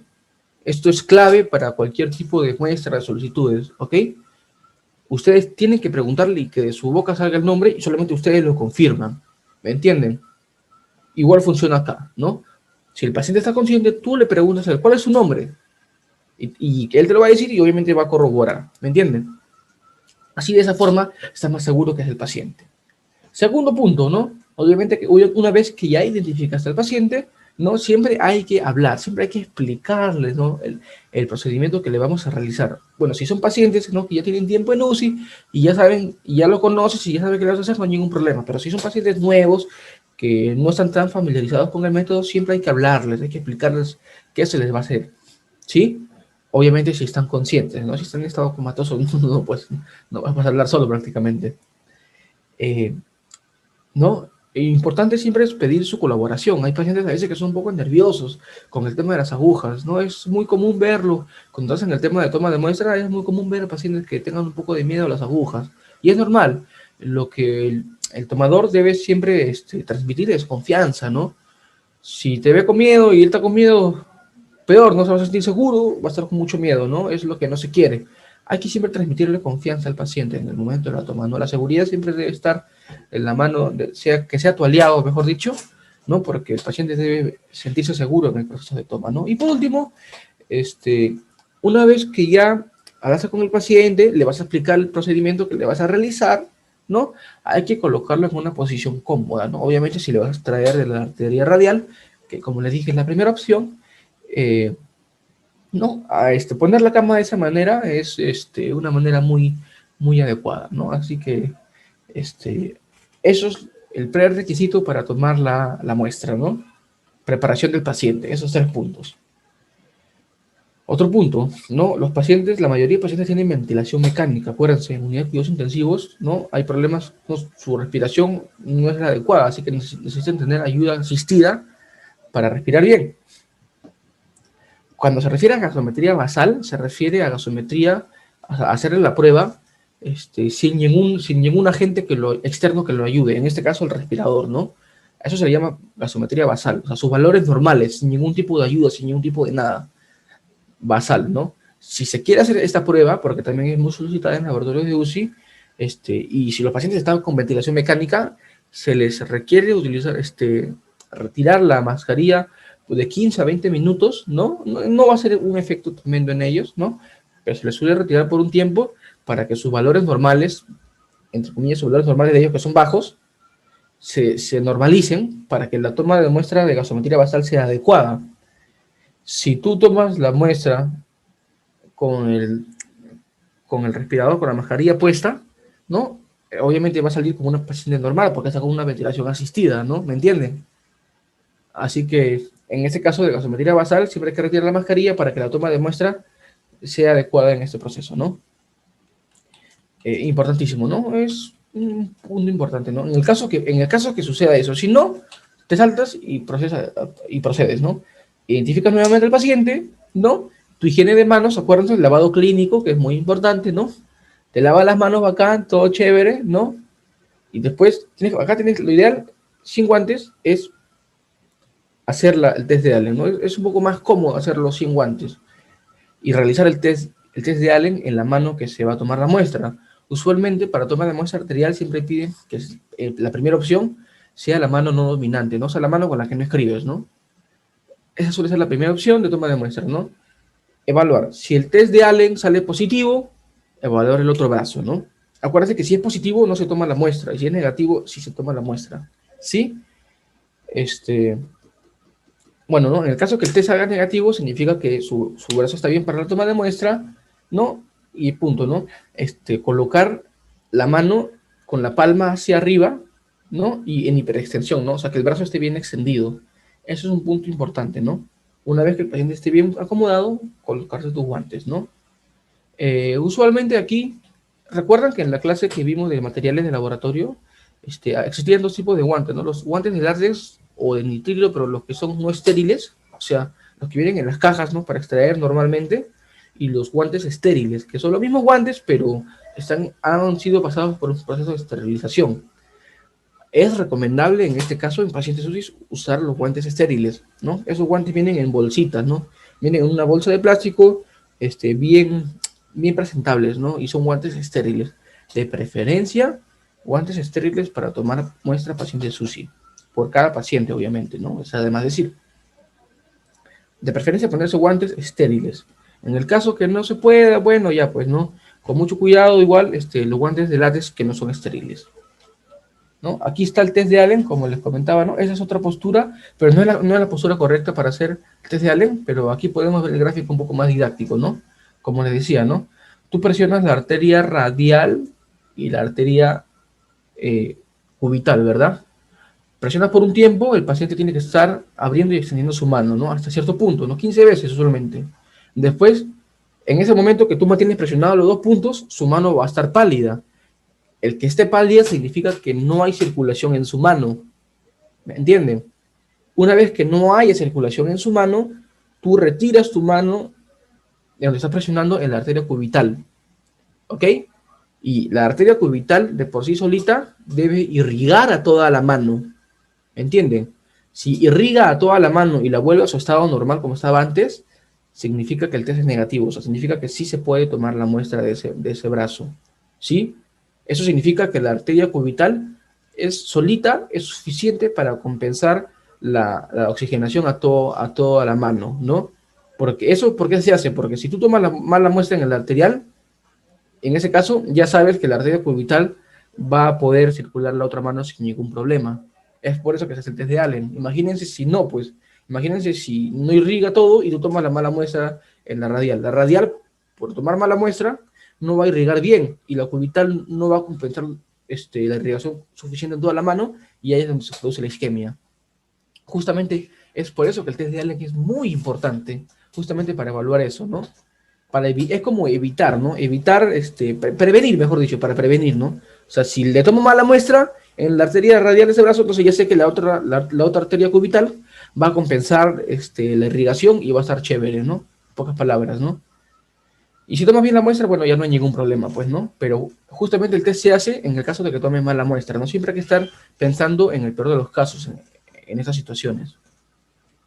¿Sí? Así que así podemos ver de una manera más sencilla y entendible el test de Allen.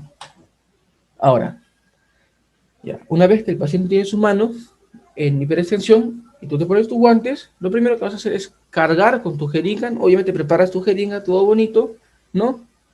Tienes la heparina sódica. No conseguí una imagen adecuada. Esa es otra ampolla, ¿no? Pero básicamente es así, ¿no? Tú cargas 0.1 mililitros de heparina sódica, ¿no? A esa concentración, 1000 unidades internacionales por mililitro. Obviamente el tapón del frasco debe ser lavado, obviamente, pues porque la aguja que tú introduces es estéril, ¿no? Así que tienes que limpiarla bien con alcoholcito, y recién ahí penetrar con la aguja, con la jeringa, y extraer 0,1 mililitros de heparina sódica, ¿no? Cargas tu jeringa, la dejas un costadito todo bonito, ¿no? Limpias la zona de punción. Antes de eso, si tú crees que es necesario ponerle la ligadura, se la colocas, ¿no? Si tú crees que es necesario. Si no crees que es necesario, no se la coloques. Y sigues el siguiente paso, ¿no? Limpias la zona, ¿no? La zona debe siempre cuando se desinfecta la zona de punción, siempre se hace en espiral, de adentro hacia afuera. Y no se debe pasar por el mismo lugar que ya limpiaste. En pocas palabras, la limpieza debe ser en un solo paso y rápida, ¿no? Tampoco se debe usar mucho alcohol, solamente la cantidad necesaria nada más porque el alcohol en exceso hace que cuando tú extraigas la sangre tienda más a hemolizarse. El alcohol hemoliza a los hematíes, así que el exceso de alcohol puede ser perjudicial en ese caso para hemolizar los hematíes que vas a extraer. Por tanto, solamente el algodón se bebe en una cantidad moderada, ¿no? Una cantidad moderada, desinfectas en espiral y ya está, ¿no? De preferencia se utiliza alcohol yodado, de preferencia. Ahora, en la vena que vas a tomar, perdón, en la arteria que vas a tomar, la arteria radial, antes de tomar debes fijar la arteria, ¿no? Obviamente antes de eso, antes de tomar la muestra, tú debes palpar dónde está la arteria radial. Primero debes palparla, ¿no? ¿Y cómo te das cuenta que estás en arteria radial? Porque cuando tú palpas fuerte, con 2 dedos, para palpar usualmente se utilizan 3 dedos. 2 dedos para presionar y un dedo para sentir. Si tú palpas con el anular y el medio, ¿no? Presionas fuerte, con el índice vas a sentir el pulso. El índice solamente es para sentir y el medio y el anular es para presionar, perdón. Con el índice sientes el pulso, ¿no? Y si sientes pulsación, significa que hay presión que está ejerciendo, por tanto, estás en una arteria. De esa forma es la que se siente la arteria radial, ¿no? En este caso, ¿no? Algo así más o menos, ¿no? Presionas y sientes, ¿sí? Si ustedes pueden practicar, ¿no? Consigo mismo, pueden sentir la pulsación de la arteria radial en ese punto, ¿no? Justamente para el lado del dedo pulgar, ¿no? En esta zona. Presionas y sientes. Suele sentirse. ¿No? Obviamente tú ya sabes dónde está la arteria, así que con tus dedos vas a fijar nuevamente dónde está la arteria para que ésta no se mueva, porque como es profunda y tú vas a hincar, ¿no? La idea es que la arteria no se mueva y cuando tú hinques, lo hagas de la forma adecuada, ¿verdad? Ahora, esto es debatible, ¿ok? Personalmente, los protocolos que he leído dicen que la aguja que se introduce se haga en una dirección de 45 grados, si es en la arteria radial, o sea, calculen desde la base del brazo, 0 grados, 45 grados, la introducción, ¿no? Y 60 en la humeral, ¿no? Vamos a hablar solamente de la radial, ¿sí? En ese protocolo dice 45.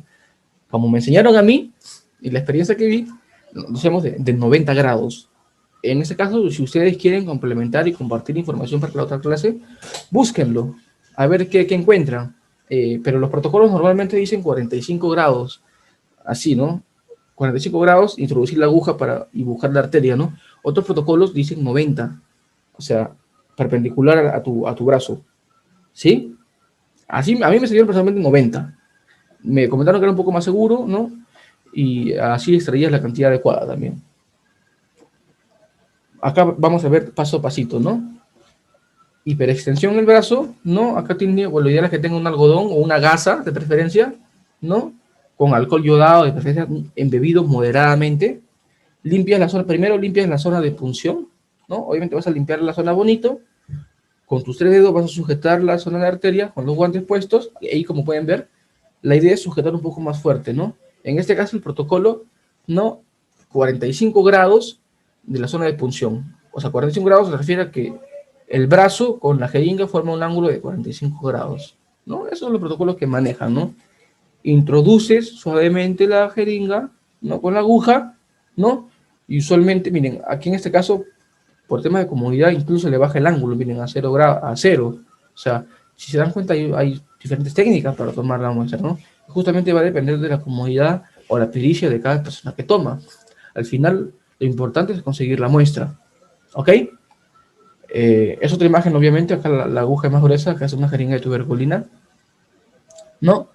Introducir, y acuérdense, cuando se introduce la aguja y tú estás en contacto con una arteria, el émbolo de la jeringa solito se va a empujar. ¿Y por qué pasa eso? Porque la presión que les comentaba, la presión arterial es fuerte. Entonces, si tú tocas arteria y ves que se eleva el émbolo, o sea, el émbolo significa esta zona de acá, y ves que se eleva el émbolo, significa que has estado en contacto con la sangre arterial, y entonces la parte distal de la aguja se va a empezar a llenar de sangre, y solito va a elevarse, ¿no? Y tú con la ayuda del émbolo vas jalando despacito para aspirar la cantidad de sangre arterial adecuada, ¿no? Como lo dice ahí, ¿no? En condiciones ideales, ¿no? Una vez que tú puncionas, ¿no? Que estás en contacto con la zona de arteria, debe obtenerse un reflujo, lo que les comentaba, ¿no? El émbolo, el pistón, se eleva un poco, ¿no? O sea, de forma pasiva, ¿no? Solito, ¿no? Obteniéndose 2 a 3 mililitros de sangre. Eso es teórico, ¿no? Usualmente se obtiene medio mililitro, pero tú te ayudas con tu manito para obtener un poco más de volumen, ¿ok? Otro punto. Una vez que obtienes la cantidad necesaria, que usualmente, si es en la jeringa tuberculina, tiene 1 mililitro, suficiente para tomar de muestra arterial, ¿no? Retiras la aguja de forma suavecita nomás, ¿no? Otro punto, cuando tú aspires la sangre, lo ideal es no formar burbujas, pero tranquilo, si eso pasa, eso se puede corregir después. Pero lo ideal es que no haya burbujas en el proceso, en el medio de la sangre arterial. Retirar la aguja, al paciente, ¿no? Que mantenga presionado, que mantenga presionado, que mantenga presionado su brazo, en el caso que esté consciente, pero si está comatoso, si no es consciente, deja su jeringa a un ladito, presiona fuerte con tu mano con un algodón y le pones un esparadrapo y termina. Descargas tu aguja en los contenedores que vimos, en los contenedores rojos, ¿no? Y te quedas solamente con la jeringa y con la sangre que has extraído. Si la sangre tiene burbujas, ¿no? Con el émbolo, despacito nomás retirar poco a poquito nomás el aire, ¿no? Y evitar que no salga sangre, obviamente, ¿no? Si es que se puede, ¿no? Y después de eso, colocarle el tapón de Hebe, ¿no? Para que esté listo para enviar al laboratorio, ¿no? O lo que recomiendan también es que en la parte una vez que retires la aguja, comprimir la zona de punción, ¿no? 5 o 10 minutos. Bueno, me parece un protocolo muy exagerado. Personalmente nosotros lo hacíamos un par de minutos nada más. 1 o 2 minutos nomás. Presionábamos fuerte con el objetivo justamente de prevenir el sangrado, ¿no? Como le decía, ¿no? El sangrado en sangre arterial es fuerte, es muy potente, ¿no? Así que se debe mantener presionado fuerte, ¿sí? Pero 5 o 20 minutos yo lo considero muy... Y he visto varios protocolos antes de hacer la clase de esta manera, ¿no? Pero en la práctica a veces es muy diferente. Y, eso también téngalo muy en cuenta. Mucho a veces de lo que se ve en la teoría, ¿no? A veces no se cumple en la práctica. Y no significa que esté mal, simplemente que los protocolos son distintos y la experiencia de cada persona también tiene un factor importante a la hora de hacer los procedimientos, o inclusive hacer la teoría, ¿no? Seguro ellos, los que han hecho este aporte, ¿no? Ellos creen que de 5 a 10 minutos es lo más adecuado, ¿no? Pero la experiencia que yo he tenido en tomar muestra de sangre arterial, un par de minutos es suficiente para que el sangrado ya se detenga, ¿no? De preferencia se cambia de algodón, ¿no? Porque obviamente va a estar manchado con sangre. Se pone un algodón nuevo y se coloca el esparadrapo, ¿no? Pero sí hay que presionar un momento hasta que cicatrice un poco, porque, como les digo, si no presiona, la sangre va a salir disparada. Otro punto también, ¿no? En pacientes anticoagulados con fármacos o con trastornos de coagulación, se debe mantener la presión firme por más tiempo, ¿no? En este caso ellos les ponen el doble de tiempo. Eso también es algo a tomar en cuenta. Personalmente no he tenido la experiencia de trabajar con pacientes anticoagulados. ¿Qué pasa? Como están en UCI, ¿no? Les comentaba, ¿no? Que hay un poco más de riesgo crítico en cuestión con el estado de función de tu organismo. No solamente hay problemas respiratorios, sino también hay problemas de coagulación. Hay pacientes que se coagulan rápido o se demoran en coagular su sangre mucho tiempo, y justamente son los que se habla ahí, ¿no? En pacientes que su sangre demora en coagular, o sea, que demora mucho en formarse el coágulo, se debe presionar más tiempo para justamente evitar que la sangre siga saliendo, ¿no? Se puede ver esos casos y obviamente tú antes de tomar la muestra ya sabes el estado del paciente, ¿no? Siempre te informan, o usualmente te informan también, este paciente tiene problemas de coagulación o es anticoagulado, ¿no? Este problema tiene esto, este paciente tiene esto, o sea, tú ya más o menos se maneja la información. Así que en el caso de pacientes anticoagulados, lo ideal es mantener un poco más el algodón presionado para evitar, ¿no? Justamente que salga sangre, ¿no? Es un punto válido también, eso sí. No he tenido la experiencia particularmente en esos casos, ¿no? Acá, ahí podemos ver otra imagen, ¿no? Miren, y este protocolo es diferente. Si se dan cuenta, está casi 90 grados la punción en este caso, ¿verdad? Le comento que la técnica es muy diferente en diferentes personas, ¿no? Aquí está a 90 grados, casi a 90 grados, ¿no? Y vemos cómo obtiene la sangre. Y pueden ver el color de la sangre, es un color rojizo. Es un color rojo escarlata, un color rojo intenso. El émbolo, usualmente de acá el pistón, solito ya se eleva ya. ¿Sí? Y básicamente, ¿no? A 90 grados está tomando él, ¿no? Bueno, algunas agujas vienen con un sistema de bioseguridad en la propia jeringa, ¿no? Que es un plástico que se les coloca para evitar que te hinques. Algunas jeringas vienen con eso, algunas, ¿no? Otras no. Otras se desecha automáticamente, ¿no? Los contenedores rojos tienen un adaptador ahí exclusivo para eliminar el material punzocortante sin que tú toques la aguja. También, ese es un punto válido, pero hay algunas agujas que vienen con su propio sistema de protector de bioseguridad, ¿no? Que tú solamente mueves el pestillo y ya se tapa la aguja, ¿ya? ¿No? Es otro caso también. Como les decía, ¿no? Purgar el aire que queda en la jeringa, ¿no? Quitar el aire. Lo ideal es quitar el aire, porque si tú dejas aire en el contenedor, este se puede prestar para posibles errores en la fase analítica, ¿no? Poner el tapón, como le dije, para sellar, ¿no? Y rápidamente llevarlo al laboratorio, ¿no? Sí, también el cuarto punto también es válido, ¿no? Homogeneizar suavemente, ¿no? La jeringa, ¿no? Para que el anticoagulante se mezcle con toda la sangre. ¿Sí? No, o faltó el último punto, ¿no? Rotular la muestra, ¿no? Poner el nombre del paciente, ¿no? En qué cama está y a qué hora se toma la muestra, ¿no? Importante, nos olvidamos de rotular la muestra. Sí, así que con cinta adhesiva se rotula la muestra y ya está lista para enviar al laboratorio. Aquí podemos ver, ¿no? Los contenedores, en la imagen izquierda podemos ver los contenedores de bioseguridad que les comentaba, ¿no? Que tienen los contenedores de bioseguridad, esos contenedores de punzocortantes, tienen un sistema ahí para desenroscar la aguja y que sin tú, o sea, la idea es que tú no la desenrosques con tu mano porque es muy probable que te hinques.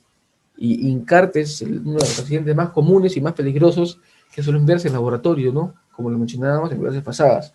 Así que el contacto con la aguja debe ser mínimo y estos contenedores de punzocortantes tienen un sistema ahí para desenroscar la jeringa y que se elimine solita nada más, ¿no? Después de eso se rotula, ¿no? Si es una clínica, ¿no? Cuentan con código de barras para colocarle en la jeringa. En el caso que no, tú lo rotulas a mano nada más, ¿no? Quitar el aire, poner el tapón y así queda todo. Al final queda así tu muestra de sangre arterial, ¿no? Esta sangre, sinceramente, no parece sangre arterial, creo que es una imagen referencial nada más. Pero básicamente así es como finaliza tu muestra, ¿no? Sin aire, sin burbujas, ¿no? Con su taponcito, ¿no? Lista para ser entregada al laboratorio, ¿no? Una vez que se entrega al laboratorio, ¿no? Obviamente el que va a analizar la muestra tiene que ver la condición primero preanalítica de la muestra, ¿no? Si no tiene burbujas, si en verdad es sangre arterial, ¿no? A qué hora se ha tomado, ¿no? Si no presenta coágulos, ¿no? Esas cosas son muy importantes antes de procesarla en el equipo. Y ahora vamos a decir por qué, ¿no? Pero antes de eso, vamos a hablar, ¿no?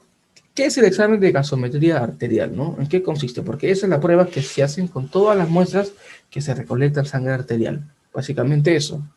Esta prueba de laboratorio consiste, ¿no? En medir ciertos parámetros, sobre todo moléculas y gases, para evaluar la función pulmonar. Esa es la función principal. Sobre todo evaluar la función pulmonar. Obviamente, como les comentaba, ¿no? Pacientes hospitalizados, ¿no? Y sobre todo los pacientes que están en unidad de cuidados intensivos.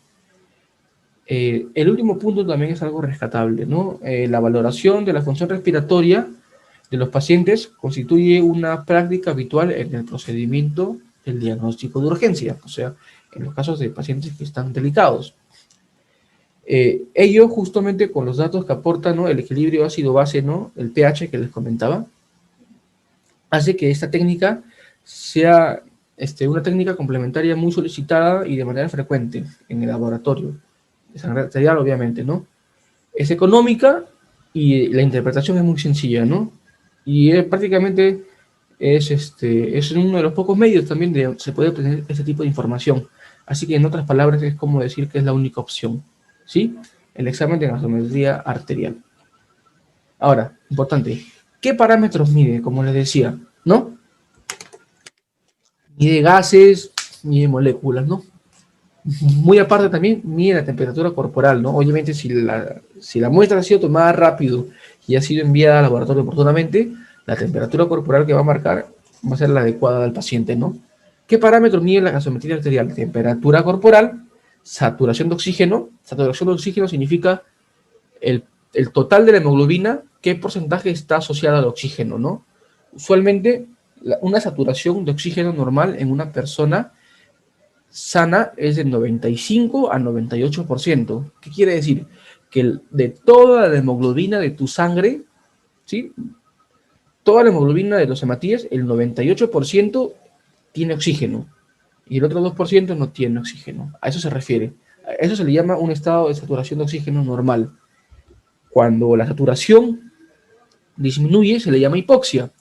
Se le dice que es hipoxia leve cuando es de 90 a 95. Perdón.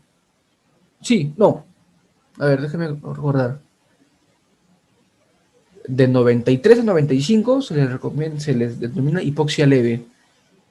De 90 a 92, 93 ya es hipoxia moderada, y menor de 90 se les considera hipoxia severa. O sea, si hay un porcentaje menor al 90% de saturación de oxígeno, significa que hay una hipoxia severa. Y esto es un parámetro, ahora hablando de la coyuntura, para el tema del COVID, ¿no? Es un signo clínico para evidenciar que la persona en verdad está asociada a la sintomatología del COVID. Si las personas que tienen COVID y expresan la sintomatología grave, usualmente expresan hipoxia, la falta del oxígeno en los hematíes. Así que cuando se le mide con el saturómetro, estos pacientes que tienen COVID van a presentar una saturación de oxígeno baja, ¿no? Cambiando de tema, no tiene nada que ver con arterial, pero es un punto para determinar si un paciente tiene COVID y se encuentra en estado grave, ¿no? Ver la saturación de oxígeno. También el otro punto es ver la saturación de dióxido de carbono, claro que sí, ¿no? Otro punto, el pH sanguíneo, claro que sí. El pH sanguíneo, acuérdense, ¿no? Les comenté creo en la clase pasada, ¿no? El pH se mide de 0 a 14, ¿sí? De 7, y el punto medio es 7, ¿verdad? 7 significa neutro. Si es de 7 para abajo, es ácido. Y si es de 7 para arriba, es alcalino o básico, ¿sí? La sangre tiene un pH de 7,35 a 7,45. Apúntenlo para que tengan como dato, ¿no? No va a venir, es para que lo sepan nada más. De 7,35 a 7,45 es el pH normal de la sangre. Valores superiores indican que hay una alcalosis en la sangre, y valores menores a eso significa que hay una acidosis en la sangre, ¿sí? Otro punto que mide, valores de electrolitos, ¿no? De otras moléculas que son tan importantes en el organismo y tan básicas. El sodio, el potasio, el calcio y cloro, ¿no? Son cationes y aniones muy importantes para regular el estado básico de nuestro organismo, ¿no? Así que son parámetros vitales que se miden en la sangre arterial. ¿Qué más se mide? Otros valores de metabolitos que son próximos, o sea, que son muy utilizados, ¿no? La glucosa, por ejemplo, y el ácido cítrico, ¿no? La famosa vitamina C o ácido cítrico también son valores también que ayudan en parte a la clínica en estos casos, así que también se suelen medir. Ah, ya, la famosa LDH, la lactato deshidrogenasa. Esta enzima es una enzima muy común del organismo que se encuentra en los hematíes. La LDH, la lactato deshidrogenasa, ¿no? Muy común, y muy común verla en pruebas de laboratorio también. Igual, es un metabolito común que se suele observar también en las pruebas de gasometría arterial y que tiene alta información adecuada, ¿no? Existen otros tipos de valores, solamente mencioné los metabolitos, pero existen más valores que se derivan ya de los que se han medido, ¿no? Valores de oximetría, estado de oxigenación, estado ácido-base, ¿no? Y tienen varias pruebas, ¿no? Solamente les he comentado de manera general. Aquí tengo, bueno, no sé si se puede ver de manera correcta por la cámara, pero aquí más o menos tengo una prueba de gasometría arterial, ¿no? Que me llevé como recuerdo. Algo así, ¿no? No sé si pueden ver, si se logra ver bien de manera correcta, ¿no? Acá podemos ver, ¿no? El equipo, el estado del paciente, acá los valores de los gases, no sé si se logra ver bien, a ver, ¿no? Valores de oximetría, valores de electrolitos, valores de metabolitos, valores de temperatura, estado de oxigenación, estado ácido-base, ¿no? Cosas así, ¿no? Básicamente así es como se entregan resultados de gasometría arterial, ¿no? Este es uno con una prueba común y esta es otra prueba un poco más elaborada, ¿no? Que son ya resultados. Este es un paciente nada más. Pero como pueden ver, todo eso es información que me puede dar la sangre arterial, ¿no? Es muy, muy importante saber justamente eso, ¿no? Aquí solo se ha puesto de manera más didáctica. Es lo mismo que está acá, que se le mostré, pero acá están imágenes, ¿no?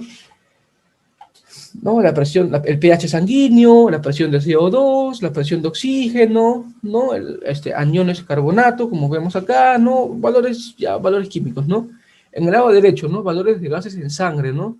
El pH, la presión de dióxido de carbono, la presión de oxígeno. Aquí podemos ver los valores, los que están en corchetes al lado derecho, significan los valores normales, ¿no? Como les dije, el valor del pH en la sangre es de 7.35 a 7.45, ¿no? En este caso, el paciente tiene 7.43, significa que su sangre está en un pH adecuado, ¿no?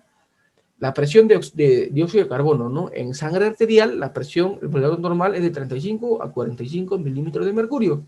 Así que el paciente tiene 46, está un poquito fuera del valor normal, ¿no? La presión de oxígeno, miren, de 80 a 95, ¿no? Este paciente tiene 137 de presión de oxígeno. Usualmente, como les digo, cuando son pacientes UCI, están ventilados y la concentración de oxígeno que entra a su cuerpo es elevada. Ahí podemos inferir que este paciente está con ventilación mecánica, ¿no? Como idea, ¿no? Otros estados, ¿no? Como les digo, otros parámetros, ¿no? Estado ácido-base, valores de oximetría, ¿no? Son otros valores, ¿no? Asociados a la hemoglobina, ¿no? Hemoglobina con monóxido de carbono, hemoglobina metilada, ¿no? Otros valores, ¿no? Estado de oxigenación, el P50, que son otros parámetros, valores de electrolitos, como les decía, ¿no? El sodio, el potasio, el calcio, el cloro, ¿no? Que son parámetros tan valiosos e importantes saber, ¿no? Básicamente esos, ¿no? Ahora, este es el equipo que realiza estos procedimientos de gasometría arterial. Es el equipo más común, el Radiometer ABL 800 Flex. Es el equipo estándar que solamente se dedica a hacer pruebas de gases arteriales, ¿sí? Es un equipo pequeño, no sé, más o menos será, a ver, en dimensiones, no sé, pues de 80 centímetros de ancho por 80 de largo por 50 de ancho y serán pues 40 centímetros de altura. Es una cajita grande, ¿no? Ese equipo es el que se dedica exclusivamente a hacer las pruebas de gasometría arterial, ¿no? Ahí podemos ver su descripción, ¿no? Si ven este punto de acá, este punto celeste, turquesa, es ahí donde se coloca la muestra, ¿no? Podemos ver acá en la pantalla, ¿no? Donde vamos a ver, ¿no? Los valores de lo que se está analizando. Si ven aquí hay como bidones que están colocados. Aquí están los reactivos, ¿no? Los reactivos que se van a necesitar para determinar cada analito, ¿ok? ¿No? Acá tiene su sistema de medición, ¿no? Básicamente así es el equipo, ¿no? El Radiometer ABL 800 Flex o ABL, o la marca ABL en general tiene varios modelos, pues, pero ABL es la que es por excelencia utilizada en los laboratorios de UCI sobre todo, ¿no? Acá podemos ver descripción que he visto del equipo, ¿no? El analizador de gases en sangre, ¿no? ABL 800 Flex permite, miren lo que dice, ¿no? Permite medir un panel completo de hasta 18 parámetros de urgencia, ¿no? UCI en este caso, ¿no? Lo que facilita un rápido diagnóstico de los enfermos críticos, ¿no? ¿Qué información más da? 18 parámetros de urgencia con la misma muestra de sangre. Es de uso fácil el equipo, ¿no? O sea, colocas la muestra, ¿no? Y te da el resultado. Qué fácil, ¿no? Resultados rápidos, miren, otro punto. Resultados rápidos y en menos de 3 minutos. Otro punto, resultados fiables y con muestras de volumen de sangre reducido, inclusive, mira, te dan esa facilidad. Otro punto también, miren, que ayuda, ¿no? reduce el riesgo de errores preanalíticos, ¿no? Obviamente nosotros, que hacemos la parte preanalítica, que es manual, debemos hacer igual o minimizar los errores preanalíticos. Por más que el equipo ayude y ponga su parte, también es responsabilidad nuestra disminuir los errores preanalíticos para que el resultado sea lo más verídico posible, ¿no? Básicamente ese es el equipo, ¿no? Como les digo, en ese punto turquesa donde se coloca la muestra, ¿no? Si está en condiciones normales, bota un resultado y por esta zona de acá es donde sale esto, pues, ¿no? Justamente ese es el equipo, ¿no? Pero miren, este equipo que yo les he colocado es el Radiometer ABL 800 Flex. Y este es un ABL 800 básico, o sea, un poco más básico. Es un equipo menos, ¿no? Pero básicamente es el mismo equipo, ¿no? Ahora, hasta aquí. ¿Hay alguna duda, alguna consulta? ¿Todo bien? Ya esta sería la última parte, ¿no? Los errores. ¿Todo bien, chicos? Continuamos entonces.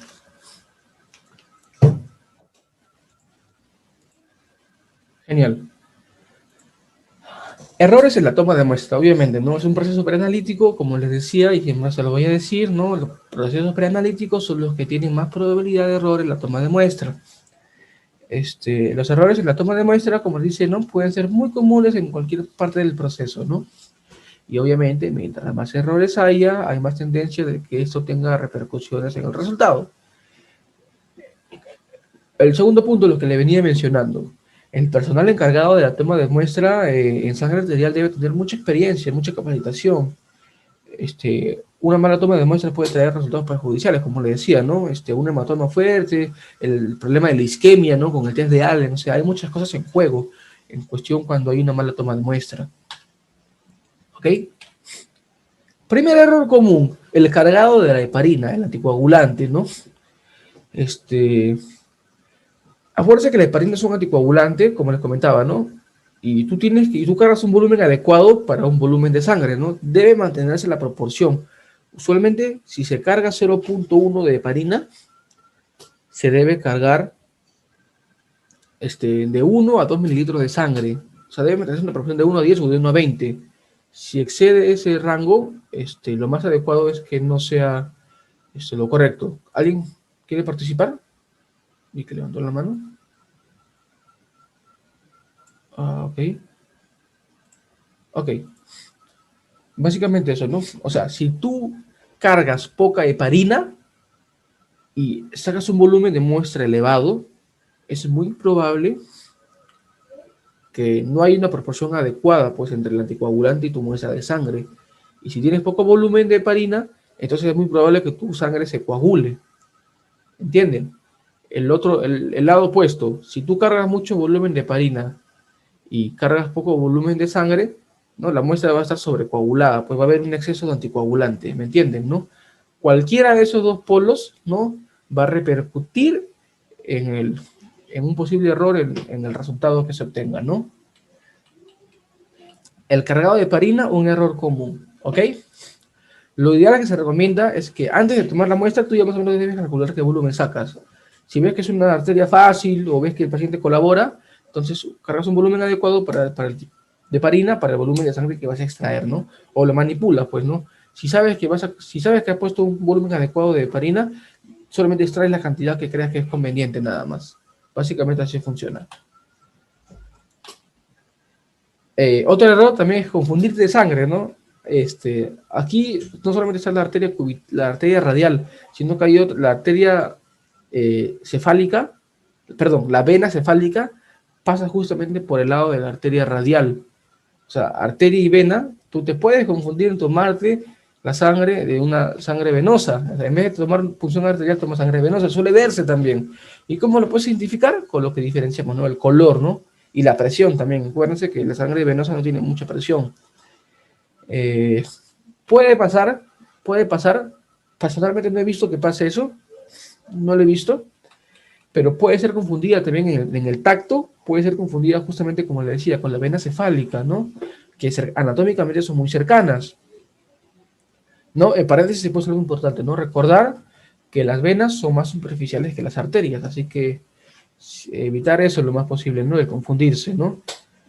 Eso puede ser un error muy determinante para en el caso de que tú extraigas mala sangre y en ese caso tomes sangre venosa.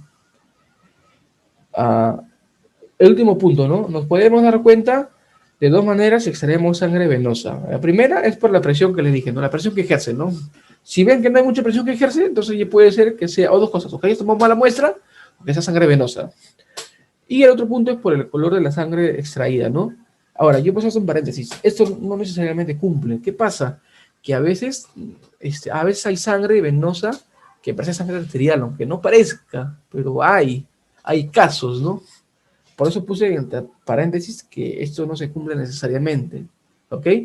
Pero igual hay que tener los tipos de consideración. Al final, en el resultado, cuando tú procesas la muestra, ahí tú puedes ver en verdad los valores, porque la sangre venosa tiene muchas diferencias con la sangre arterial en el tema de los gases. La presión de oxígeno, sobre todo la presión de oxígeno, es menor en sangre venosa.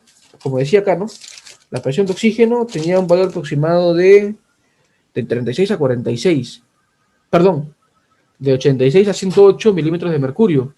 Y en cambio, en sangre venosa la presión disminuye a 60, me parece. O sea, es algo considerable y te puedes dar cuenta solamente con ver el parámetro de oxígeno para saber si en verdad estás tomando sangre arterial o sangre venosa. Ahí te puedes dar cuenta también quizá por el color, ¿no? Al lado izquierdo tenemos la sangre arterial, ¿no? High oxygen, como dice ahí, ¿no?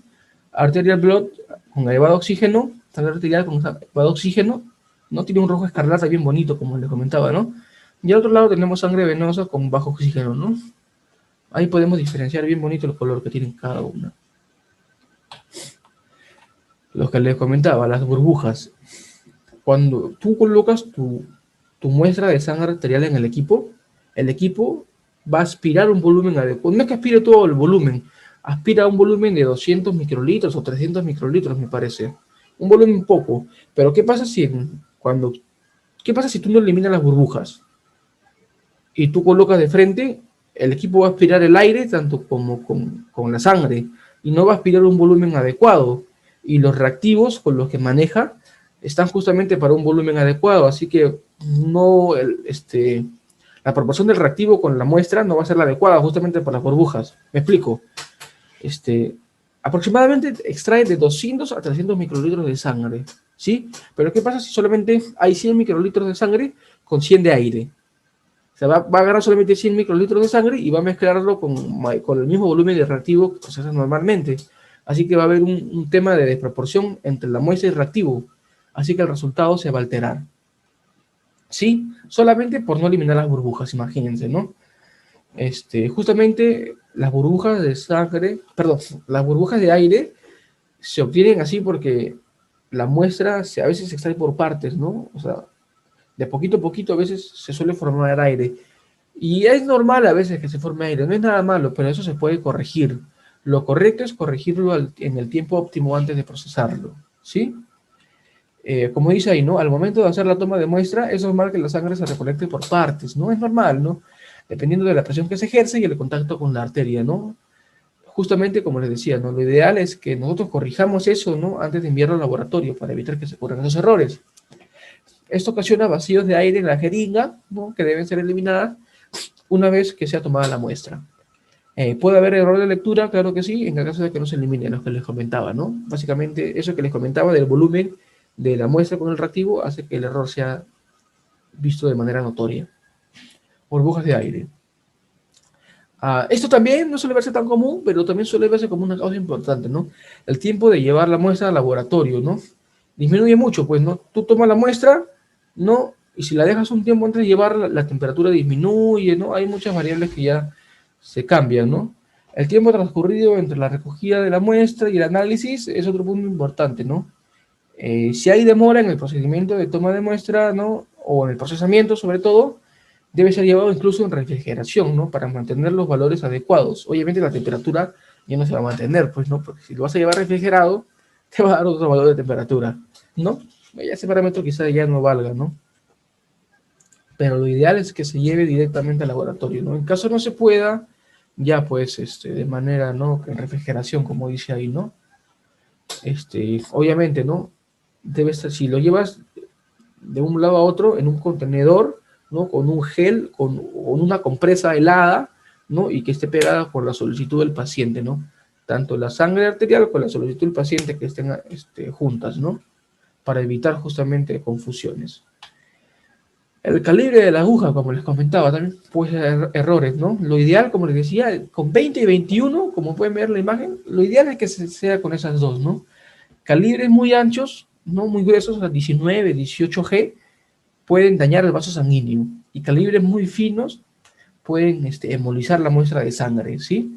Así que también en el calibre de la aguja pueden determinarse errores. Ténganlo muy en cuenta, el calibre de la aguja. Bueno, el paciente. El estado del paciente también puede ser otro punto, ¿no? Ya no es aquí ya no sería una causa externa de la toma de muestra. Aquí ya sería por el estado del paciente, ¿no? A veces, cuando el paciente presenta leucocitosis, ¿recuerdan que era leucocitosis?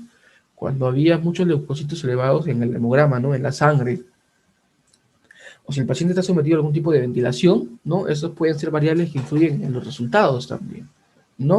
Y como dice ahí, ¿no? Y como les decía, no repercute en el error del tomador de muestra, ¿no? Ya son errores extrínsecos del tomador y eso ya tiene que ver con el paciente. Y por eso es que se debe tener la información adecuada de los pacientes hospitalizados, ¿no? Usualmente los médicos ya, antes de que te manden a tomar la muestra, dicen, no, y este paciente tiene tal cosa, ¿no? Cualquier cosa nosotros ya sabemos cómo va a salir el paciente, así que vamos a manejar esas variables, ¿no? Es por eso también es importante saber la información de los pacientes, sobre todo en estos casos, ¿no?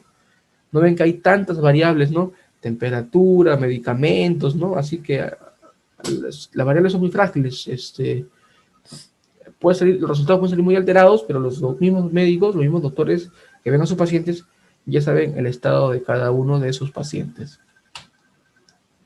Otro punto, la temperatura de la muestra como la temperatura de la persona, lo que les decía, ¿no? La temperatura corporal de una persona, obviamente, ¿no? 37.5 grados es normal, ¿no? Pero cuando se está transportando la temperatura se pierde, ¿no? Así que cuando el equipo lo lea, no va a ser lo adecuado. Es por eso que justamente ese parámetro de temperatura no es tan... Es importante, pero ya no se deja de tomar tanto ya en la muestra, ¿no? Así que lo que se hace es tomarle su temperatura con el termómetro de mercurio al paciente y se ve su temperatura, ¿no? Pero igual, por si acaso, está ahí en el tema de la prueba de laboratorio, ¿no? Pero justamente por ese tema, ¿no? Del transporte de la muestra, ¿no? Ya pierde valor un poco el parámetro de la temperatura, en este caso, ¿no? Importante saber eso. Aquí vemos los materiales, como les comentaba, ¿no? Para el toma de muestra arterial. En la imagen izquierda vemos, ¿no? La solicitud, ¿no? Tu frasco de heparina, tu jeringa de tuberculina, tus guantes, tu desecho para tu contenedor, ¿no? En este caso podemos ver también igual, ¿no? Otros materiales asociados para la toma de muestra, que es muy importante, ¿no? Ahora, recomendaciones, ¿no? Lo que dijimos antes, ¿no? Si el test de Allen es positivo para la arteria radial, hay que cambiar de brazo, ¿no? Como les decía, ¿no? Ahí pueden verlo mejor en la imagen, ¿no? En la imagen izquierda ven cómo la mano está blanca, ¿no? Porque no hay circulación de sangre. Está presionando los dos puntos. Miren, retiran la presión de la arteria cubital y la mano se vuelve a poner roja, ¿no? Eso significa que el test de Allen es negativo. Significa que solamente la arteria cubital puede compensar la oxigenación sin la arteria radial, ¿no? Eso significa que se puede tomar la muestra ahí, ¿no? Básicamente. Otro punto, ¿no? La muestra debe ser procesada lo antes posible, ¿no? Siendo conservada en nevera o en hielo hasta su llegada al laboratorio, ¿no? Ya sabemos que ahí el valor de la temperatura se pierde, ¿no? Otro punto importante también, ¿no? No realizar vendaje en la muñeca, ¿no? O después de tomar, no realizar vendaje, nada, no solamente tu algodón y tu esparadrapo, punto, ¿no? Comprimir la arteria, ¿no? Presionarlo ahí hace que corra riesgo de que la mano no se oxigene y pueda haber una isquemia en esa zona, ¿no? Así que ahí está la indicación. Otra cosa del paciente, ¿no? El registro del procedimiento, ¿no? Si el paciente nota algunas cosas, entre ellas hormigueo, frialdad, ¿no? En la mano, ¿no? Puede ser que se anote en este caso para evitar que no vuelva a pasar en otra toma de muestra, ¿no? Si sangra en la zona de punción después de tomar la muestra, también después de tomar la muestra, anotar observaciones si es que las hay, ¿no? Como el resultado del test del Allen, otras complicaciones que pueda tener el paciente, ¿no? La hora de punción de toma de muestra, a qué hora se realizó, ¿no? Todas esas cosas son importantes, ¿no? Los cuidados posteriores también son importantes, ¿no? Una vez que tomas la muestra del paciente, siempre debes ver que el paciente esté tranquilo, que haya estado bien, ¿no? Que no presente ningún problema, ¿no? Vigilar la aparición también de algunas complicaciones, ¿no? Que muy poco pasa, ¿no? Reacciones vasovagales, ¿no? En el tema de si se puede desmayar, ¿no? Que es poco probable, pero puede pasar. Dolor en la zona de punción, eso sí es muy frecuente que pase, ¿no? Que a veces, como es una zona, la arteria profunda y va a pasar, la aguja va a pasar por muchas zonas de la piel, es muy probable que el dolor esté, ¿no? Así que eso sí puede ser un motivo de queja, pero es parte del proceso. Síntomas de lesión del nervio, eso sí, si no se toma bien la muestra, si se toma mal, puedes incluso tocar el nervio que pasa para mover la mano, ¿no? Así que puede, en algunos casos se puede dañar el nervio, ¿no? Hay que tener un poco de cuidado. ¿No? Hematomas y isquemia, justamente los dos puntos que los he puesto en negrito, justamente es lo que es más común que se presente después de la toma de muestra, ¿no? Aquí he puesto continuará porque ya terminamos la primera parte, ¿no? Que tiene que ver con respecto a la toma de muestras de sangre arterial. Bueno, chicos, eso sería todo por el día de hoy. No sé si tienen alguna duda o alguna consulta.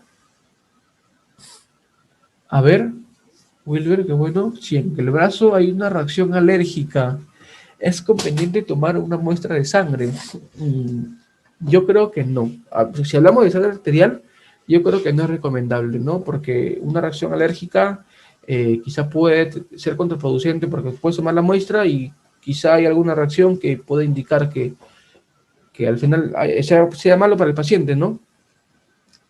Lo recomendable es que si el paciente no te comenta eso, es que no se tomen ese brazo, ¿no? O si el médico también lo indica, ¿no? No es recomendable, ¿no? Pero buena indicación, sí. Creo que me faltó colocarla.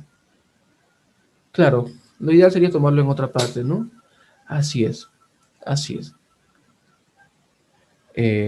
¿Hay otra consulta más que pueden tener? Ok. ¿Hay alguna otra consulta, chicos? Bueno, entonces si no hay nada más, el martes continuamos con esta parte que sería la toma de muestra de sangre venosa, ¿no? Que esto sí podemos hacerlo y vamos a ver, no, en la práctica, en los talleres se va a realizar esta toma de muestra venosa. Así que eso sería entonces, chicos,